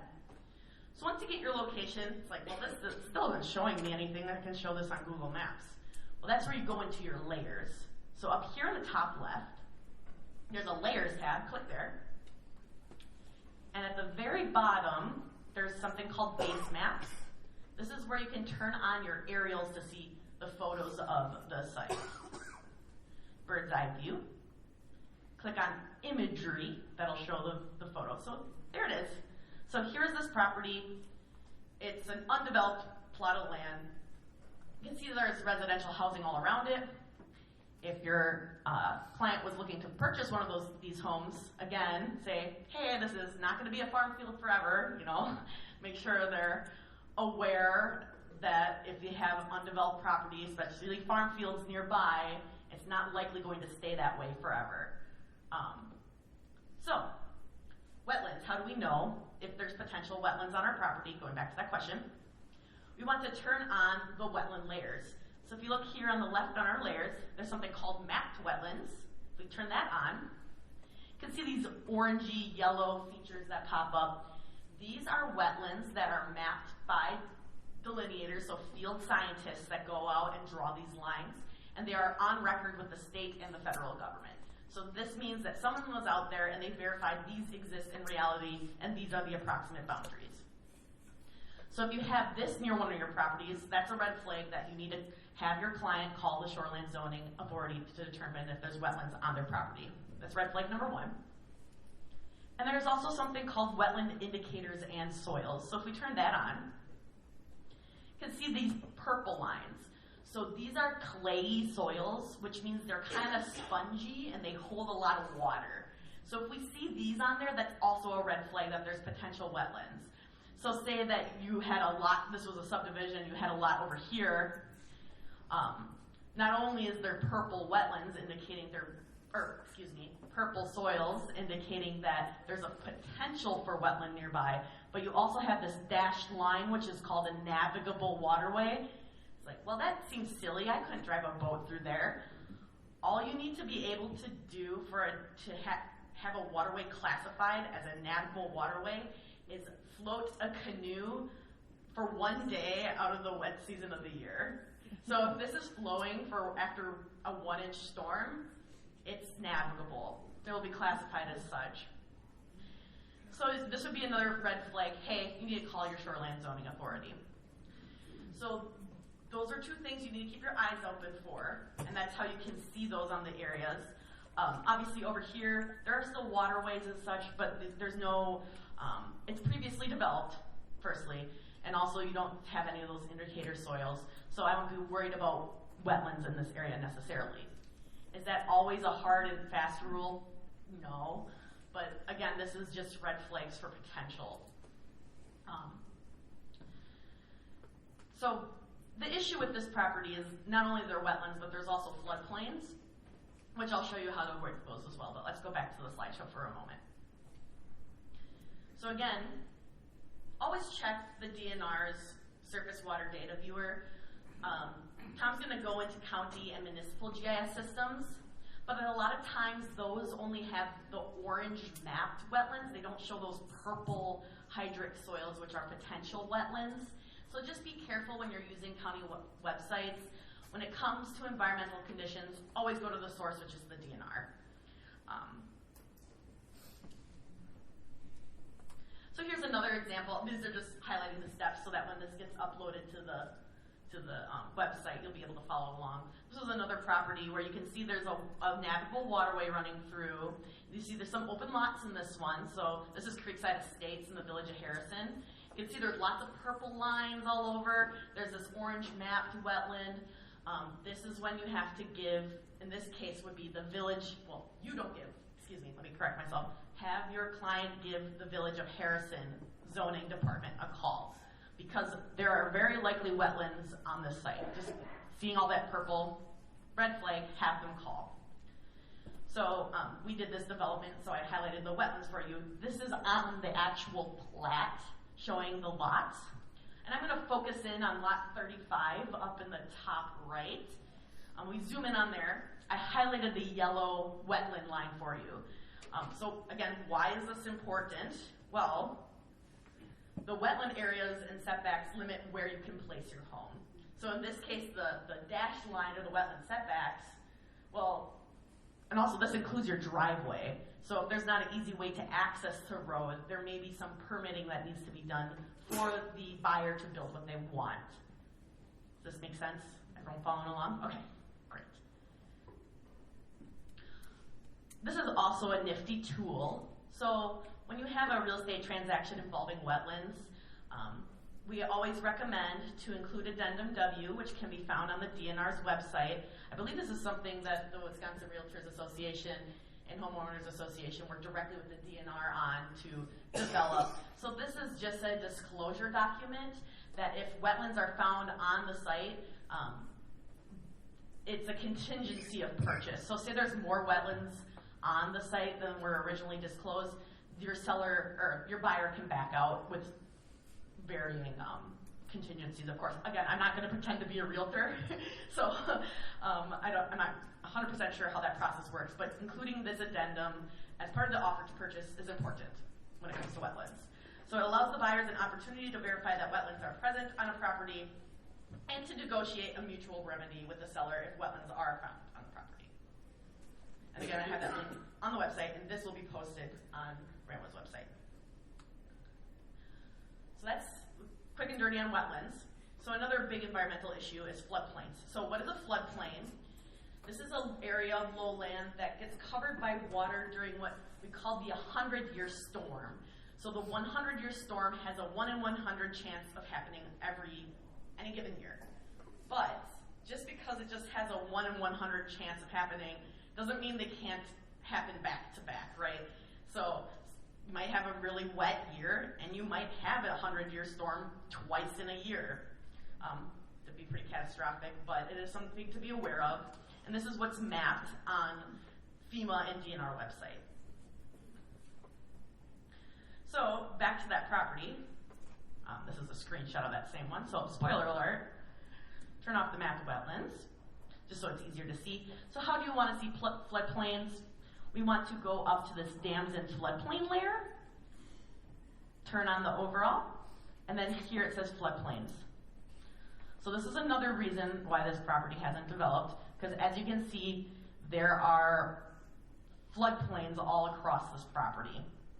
So the dashed lines, like the crosshatch, those are the floodway, which mean that a property cannot be built in it without significant flooding study. The solid areas means there's a potential to be built, but you have to raise the property a certain amount to not require flood insurance. So again, if you see these, so like if you look over here, actually in some of the previously developed areas, you can see this flood fringe or the floodplain extends into the roads. So this is something that you'd want potential buyers of these existing properties to be aware of, that they should call their local shoreline zoning authority to determine if flood insurance is needed. So this is a great layer to determine not only new lots, but existing lots if they potentially need flood insurance. And again, if you look over here, there's a navigable waterway but no floodplain shown. It might not have had a study area. So even if you see this dashed line, navigable waterway, have your client make that call, because not all studies not 100% of the state has been studied. It's a very intensive process. Another issue with GIS limitations is that not only does this site have wetlands and floodplain on it, but there's a gas line that runs through the middle of the site. That's on a separate system provided by the energy provider, so you're not going to see everything in one place. So when you're making decisions based on these layers, always just make the call. So if you take one thing away from our presentations altogether, it's just make the call. Have your client make the call. Call the builder, call the municipality, call the county. Just make that call. Do your research up front so you aren't suddenly stuck with a lot that your buyer can't build what they want. Going back to here. Oh, did my mouse go off somewhere? Everyone's seeing it. Okay.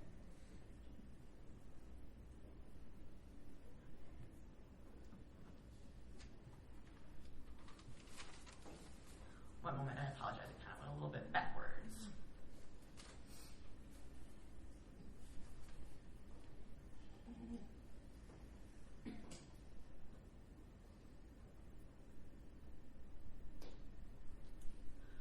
So again, I reiterated this, but I will reiterate again. In summary, if questions arise, these are only red flags. Always have the buyer reach out to the lot's local shoreline zoning staff and environmental professionals. Make that call so they can be assured they can build what they want. Put that addendum in your offer to purchase just to guarantee that you can get what you want on that lot. So that's kind of the quick and dirty. If you have any questions, feel free to ask.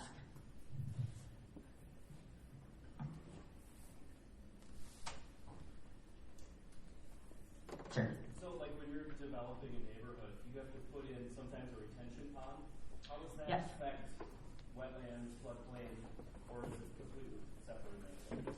So stormwater design is separate from wetlands. So that's a man-made detention or a man-made structure that water comes into versus wetlands, which are a natural structure that absorbs stormwater. They are separate considerations, but they are tied into each other. For example, we can't build stormwater ponds in wetlands because we are removing natural functions and replacing them with man-made functions. So when it comes to stormwater design, they are tied together, but they're not the same. And so if you have a new lot being purchased in an established subdivision with a stormwater pond, always keep in mind that the ownership varies from place to place and even from subdivision to subdivision. Some have homeowners associations that will be responsible for maintaining that pond in the long term. Others, like the city of Appleton, sometimes purchases the outlot with the pond on it for them to maintain because it's just most cost effective. They have the staff to be able to manage that. So just keep in mind when you are when they're purchasing a new lot that it depends on the location. So again, make that call to your local shoreline zone or your local zoning authority. Yes, sir. Can you touch base or briefly on impervious surface limits? Sure. So when you have a new lot, there are also limits on how much you can fill with hard surfaces. So whether that's the roof, the driveway, the patio, all of that, when water hits that, when the rain hits it, it doesn't infiltrate into the ground anymore. It rushes off faster than when it was a farm field or when it was grassland. So a lot of municipalities have limits on how much of a lot can be covered in those hard surfaces. So regardless of if there's a wetland, regardless of if there's a floodplain, you may not be able to have that big 3-car garage house on it because the roof area would take up more than, let's say, 60% of the lot. So those are also items that you need to be aware of.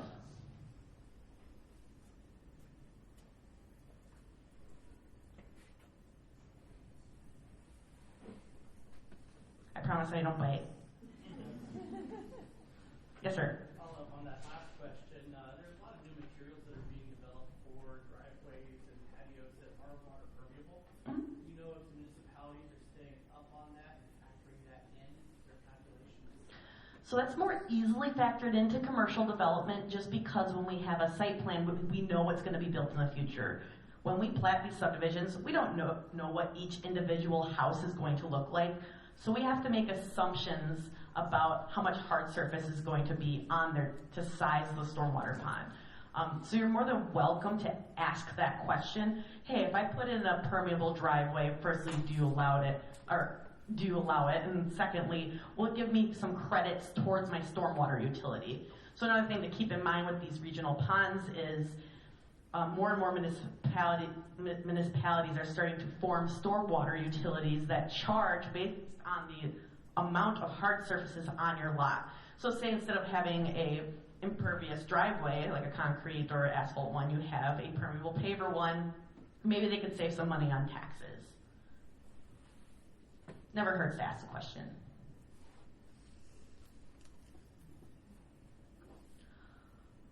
Alrighty, seeing no other hands, we'll turn it back over to Tom.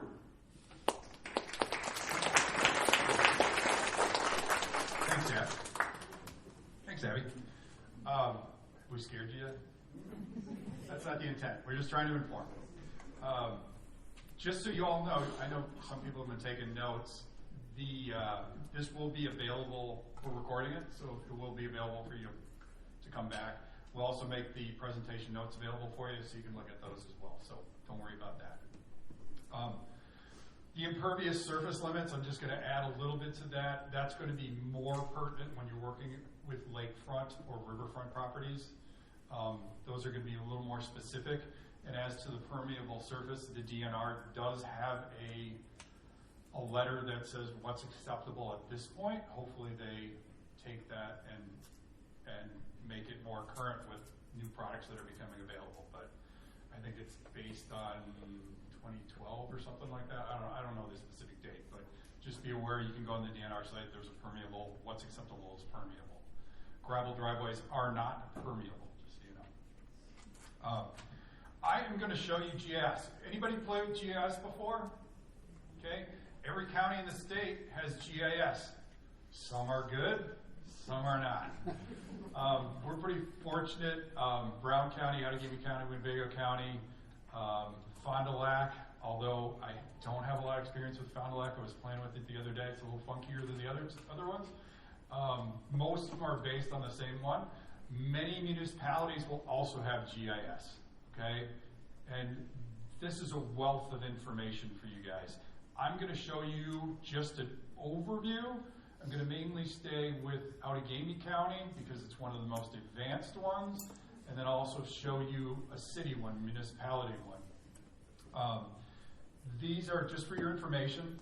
I encourage you, go on these sites, play with the tabs, play with the overlays, play with all of it. It's not going to hurt. It won't hurt anything. You can't screw anything up. But look, take a look at your property. You got a property up north, take a look at that. Take a look at what's around you. Put those layers on and you'll find a wealth of information. Is it gospel? No. All right? The disclaimer is, all right, we can provide that information to a buyer. It is deemed reliable from a government source, but you have to document it. You gotta say where it came from. So protect yourself. Protect yourself from liability. This is where I got it. This is where you can find it. They can go on your buyers can go on these sites too. All right? They are public. So we're going to start with Outagamie counties.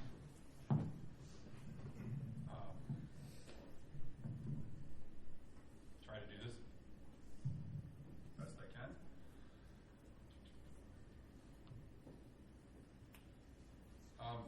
This site is interesting, just so you guys know. The gas power, or the gas line goes from here to there. The municipality didn't even know it was there. We managed to tell them that. It was a surprise.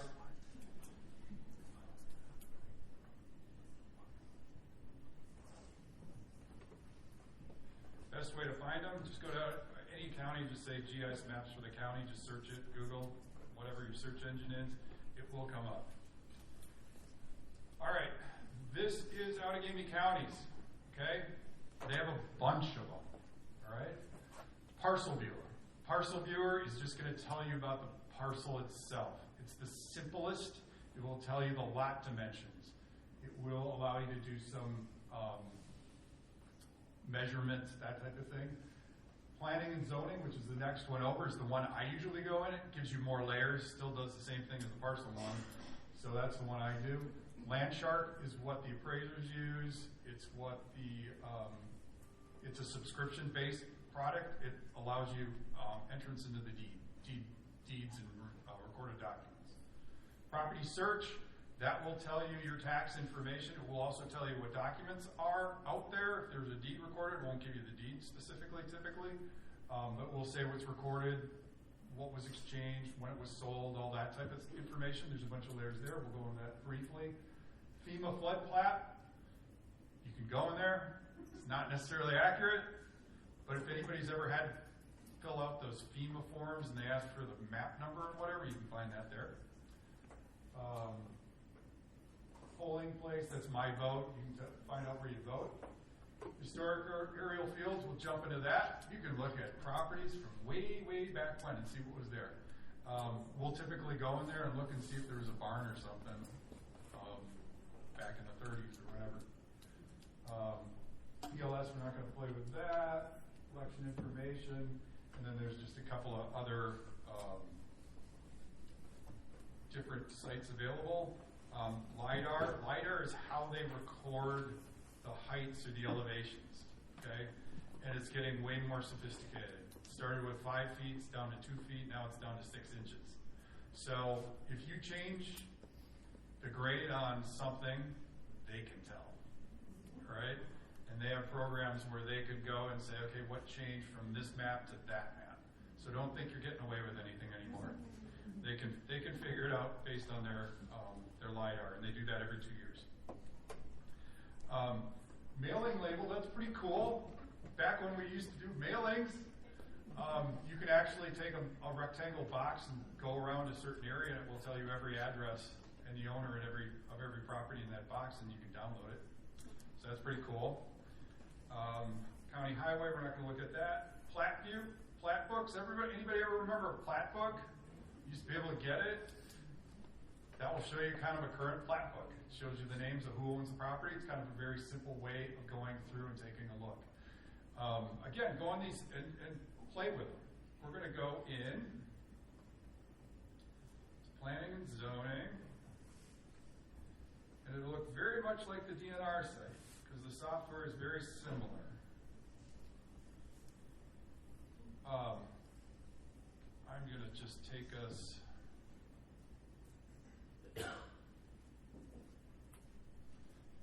City of Appleton. You'll see it populate.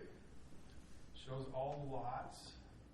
We're going to go up to Clearwater Creek, which is a subdivision which Abby was showing us where wetlands and all sorts of stuff. Basically, this is going to tell me the tax number. Will show me the lot lines, what the distances are, what the size of the lot is, all of that general information that you can turn on the addresses if you want. Over here on the layer list, it does have Wisconsin DNR, so that will show me that purple area.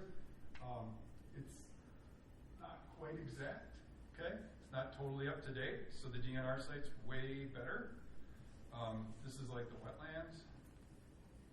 So just keep on turning layers and it will keep adding things. But again, play with it. The other thing we can do is we can change what the base map is. So over on the right, it says I can look at 2023, 2021. the topography, streets, or more topography. So I'll go with the streets. It will kind of show me what's there, right? You can also print all this if you want, all right? I will warn you, it's not easy to print stuff out here, all right? You gotta play with it a lot. It won't print exactly where you want, it'll be the wrong way, but it's something you can play with. Back to layers. Let's go to the layers again. And I want zoning. So the nice part about this was also let me look at zoning.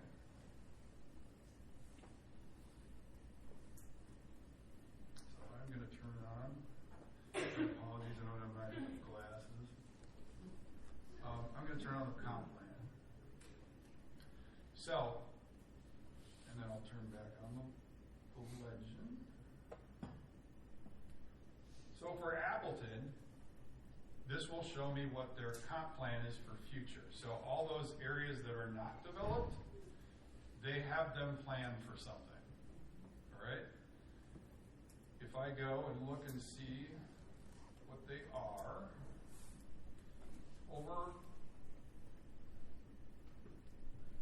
over here on the bottom, all right, that's mixed use. Okay? Over here is suburban residential.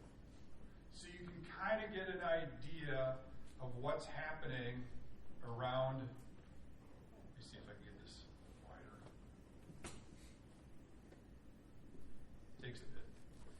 But it is showing me what's happening, right, around. So if you want to know what's going on around that property, turn on these layers and start playing, and it will show you what's planned. A great resource when you have those vacant fields. Does that mean it's going to be that? No. All right? So this is the county, and then I'm going to take you into the city. Now remember,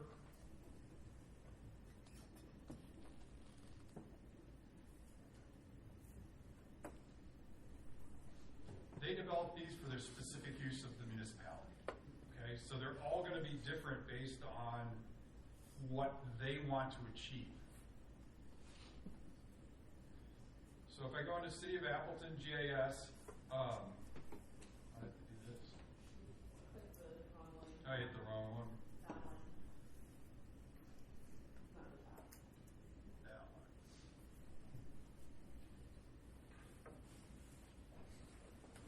one. There we go. It's really cool to play with the historic ones too, if you're into that.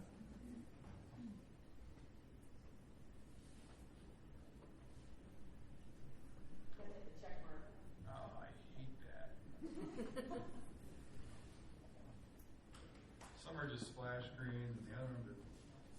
We're going to go look at the same properties.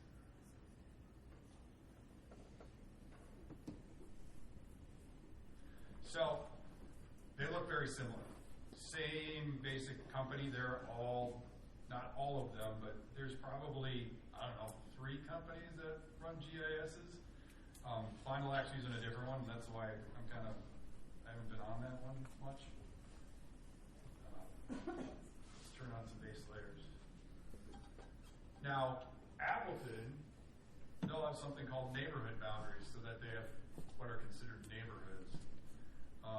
You will never find that on the county site. So let's look at future land use.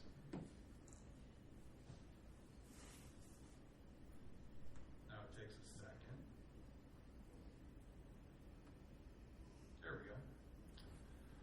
So Appleton's is going to be a little more comprehensive than Outagamie County, because Appleton runs their own city, right? The county runs most of the towns. Not all of them, but most of them. So they'll have zonings for most of the townships. Not all of them, but most. When you're looking for zoning, when you're looking for wetland, when you're looking for that type of stuff, the easiest place to start is with the county. And they'll say, we don't have jurisdiction, you gotta talk to the city. But at least you'll know right away, right? The county will also have some kind of, they really look after lakes and streams and rivers as well. So they may have wetland zoning or shoreland zoning. Shoreland zoning is anything within 300 feet of a navigable waterway, stream, or lake. So be aware there's that zoning as well. So it's just something to keep aware of. I'm not going to go into great detail in GIS because, again, go play with it. Don't be afraid of it. Use it as a tool. Encourage your buyers to use it as a tool if they're not intimidated by it. But it gives you a starting point to look and say, hey, should I be looking outside of this? Should I be really working towards, are there any red flags? Which is really what we're trying to identify when we do these things. I'm going to turn that off. But the Appleton site will basically do all of the things the Outagamie County site will do, but it may have more information. So an example of that might be if you have a new subdivision, Appleton's typically has it faster than the county. And then Appleton will put the addresses on, the county won't. So if you're trying to find information like that, you got to kind of look at everything. It will also, in this case, it shows a street that isn't there. So Spartan Drive goes to that purple line, the rest of it isn't there. Sometimes you'll see future streets on here, sometimes you won't. All right, it goes into here. These AG means it's agriculture. R1B is there zoning for these subdivisions. I happen to know over here is industrial as well zone. So you got to be careful as to what zone where. Let's see if I can find it. If the streets are on there, can you be confident that won't change? No. Unless it's there, you can never be confident it might change. The likelihood is it is going to be there, all right? And like that part of Spartan Drive is there, but it doesn't go through. There's like a stop. They don't want you going through there. Again, it's going to give you an indication. Does that road go through? Well, it's planned to go through. Doesn't mean it's always going to go through. But at least it gives you something to look at, right? We have more knowledge than we did before.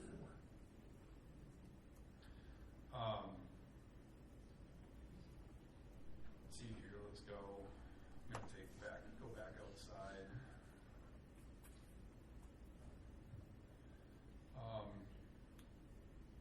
Let's look at historic. So this is kind of cool. Like I said, we'll use this if we're going to look and see if there was a barn or something on site. But let's look at the Highway 441 corridor in 1938. A lot of farms. Go to 1992. There, the highway's there now. But there's no development. So, great historic reference. Great way to go out there and see what happened, what's transpired. Let's see here, what else? If you're doing, I'm just going to show you the plat map.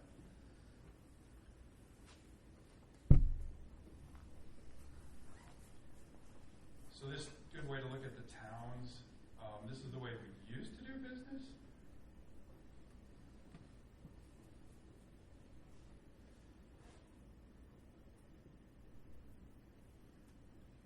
So this will tell you who owns everything. We used to get plat books like this. They used to print them, once a year, maybe? I think, once a year. This is how we used to be able to find out. But this is a good way, good quick way, find out who's got everything. Tell you who owns all the properties. Very simple, very easy way to do it. So again, go out there and play with this stuff. Every county's got different layers. Every county's got different things. It's a wealth of information. Be careful when you provide this information to record where you got it, and then say, I got this from the Allegheny County site. Here's where you can get it. This is what I found. It's a starting point. But watch your liability, okay? We are protected, thanks to our Realtors Association, from liability when we give this information, when we document it. So make sure you do that. Anybody want to see anything in particular that I can show you? Tom, I'm so sorry. Before we get into question answer or demonstration, I just want to make sure, and I'm sorry for this comment you. But before we go, I want to talk about one more thing. And this isn't new. If you haven't experienced it already, you're going to. But we have some changes in power bills that we will in new subdivisions. Again, it's not new, but the United States Postal Service has said, moving forward, we are going to be requiring in new subdivisions cluster mailboxes. And we're not going to be allowing anymore individual mailboxes in new subdivisions.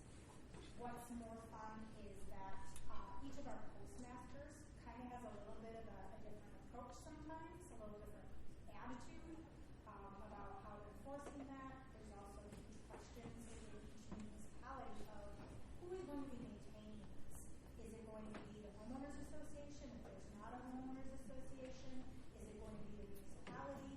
Depending on where the cluster box is located, when we are doing a subdivision that's been platted a little while back, there may not have been a specific site designated, so it can end up on someone's lot.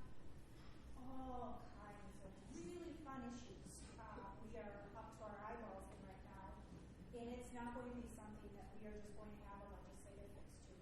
We have sat down with our congressional delegation, and they have no power to tell the United States Postal Service what they can and cannot do. So, I just want you to know, moving forward, if you're dealing with new construction, this is another issue that we're going to have to try and help educate potential buyers on, that there's going to be a new system of how their mail is delivered. So I just want to put that out there, if you haven't encountered it already, and every developer is dealing with it a little differently as well. I don't know if you have anything you want to add on that. My only addition is it's not consistent at all. And some postmasters are very aggressive with it. Nina. And some are not. Appleton. So just, you want to ask that question. The easiest way to ask that question is to call the postmaster, call the post office. They'll tell you, okay, I'm buying this lot, or I'm buying this property, where do I put my mailbox? They'll tell you. Or they'll say it's got to be a cluster, and then you go back to the developer. And the developer fight it. It'd be a lot of fun. But that's how you get your answer. So I wish there was one spot. It'd be really great if there's one spot you can go and they tell you all this stuff. There isn't. There's all sorts of different jurisdictions. There's all sorts of different ways to do it. Like I said before, the information we presented today is intended to help. It's intended to say, okay, these are where you can go to help you. Do the work up front, make the calls up front, and life is going to be a lot easier for everybody.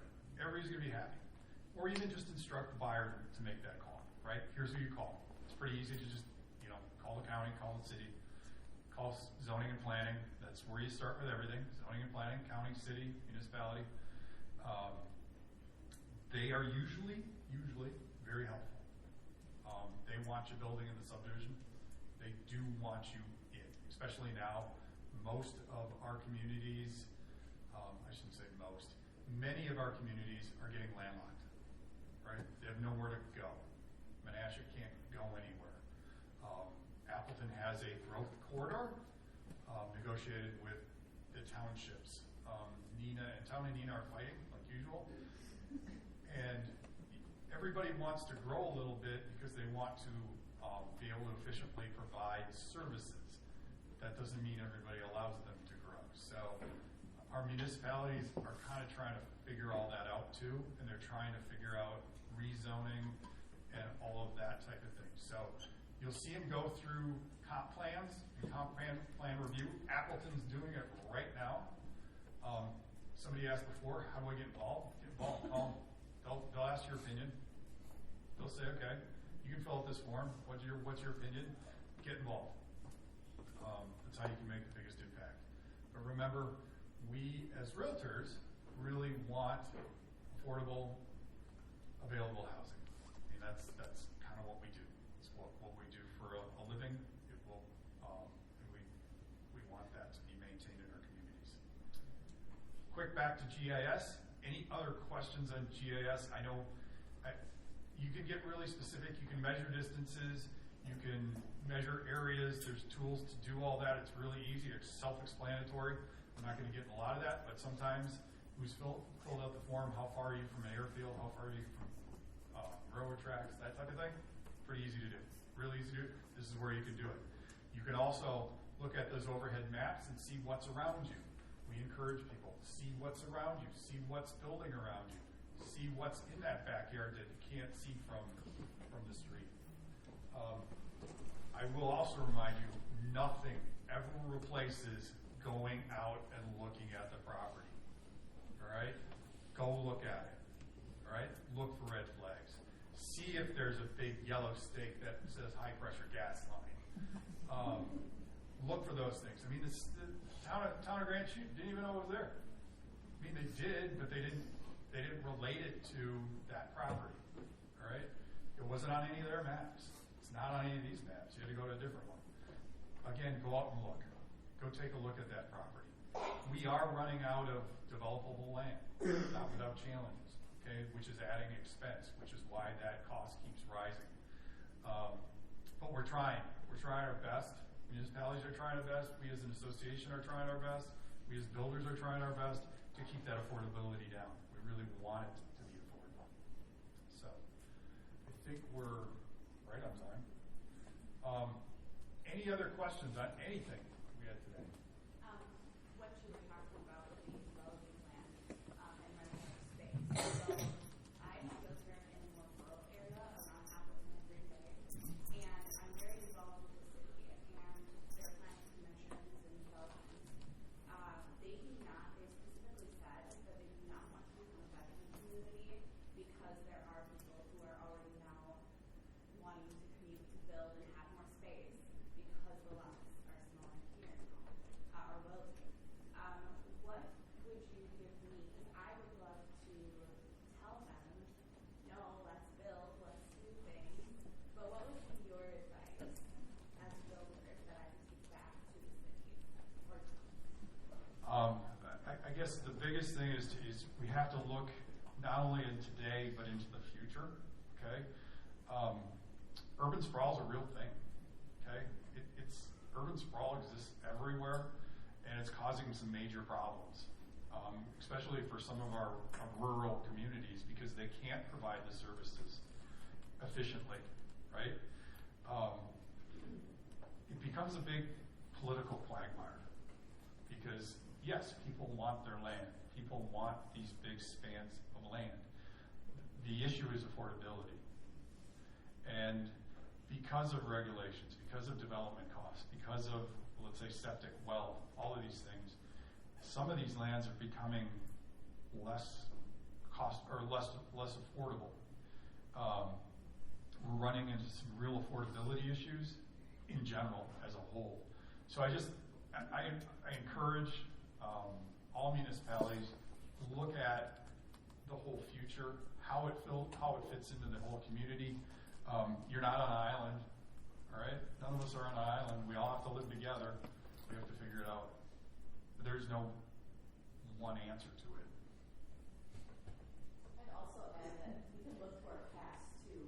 So if you look at the homes built during after World War II, those are smaller, more dense properties. So we can take lessons learned from the past to help that affordability as well. Absolutely. I mean, look at all of North Appleton, south of Northland or South Appleton, those are all dense lots. I mean, we built on 60-foot lots before, forever. East Green Bay, West Green Bay. There's a ton of examples of it. And, you know, we also have larger municipalities, not that they do everything right, they don't. But we kind of, up here in northeast Wisconsin, kind of have a 5-year window we can play with and look at everybody else and see what they're doing right and what they're doing wrong and help us make decisions, help us make the right decisions. But the reality is affordability is a huge issue. It's going to be a big issue for us going forward. We've seen it over the last 7 years. We've seen prices rise dramatically and affordability drop. We still want to put people in houses. We as builders want to build affordable houses. We just need the tools to be able to do that. We can't do them in conventional ways anymore. It doesn't work. The money, the numbers don't work. You've seen a lot of the reasons today. Not that this is what we're really aiming at today is affordability, but it is an issue. It's something we want to do. We want people to be able to afford houses. We want people to be able to do the same things that most of us did in building wealth through our housing. So we're trying to find ways to do that. And we're going to have to look outside the box. Also add to be a yes in my backyard. So if you see a rezoning coming through, if you have the time, and this is a cause that's close to you, show up to that rezoning hearing and say, hey, I have peers that are looking for housing and can't find any, or I have clients that I can't find lots for them. We need this rezoning to go through, because a lot of times the people who want the housing don't show up. It's the people who don't want the housing that show up. And that's how these things get drawn out and get more expensive. So if you have the time or the interest and availability, please do show up and show your support for housing. That does help. Any other questions?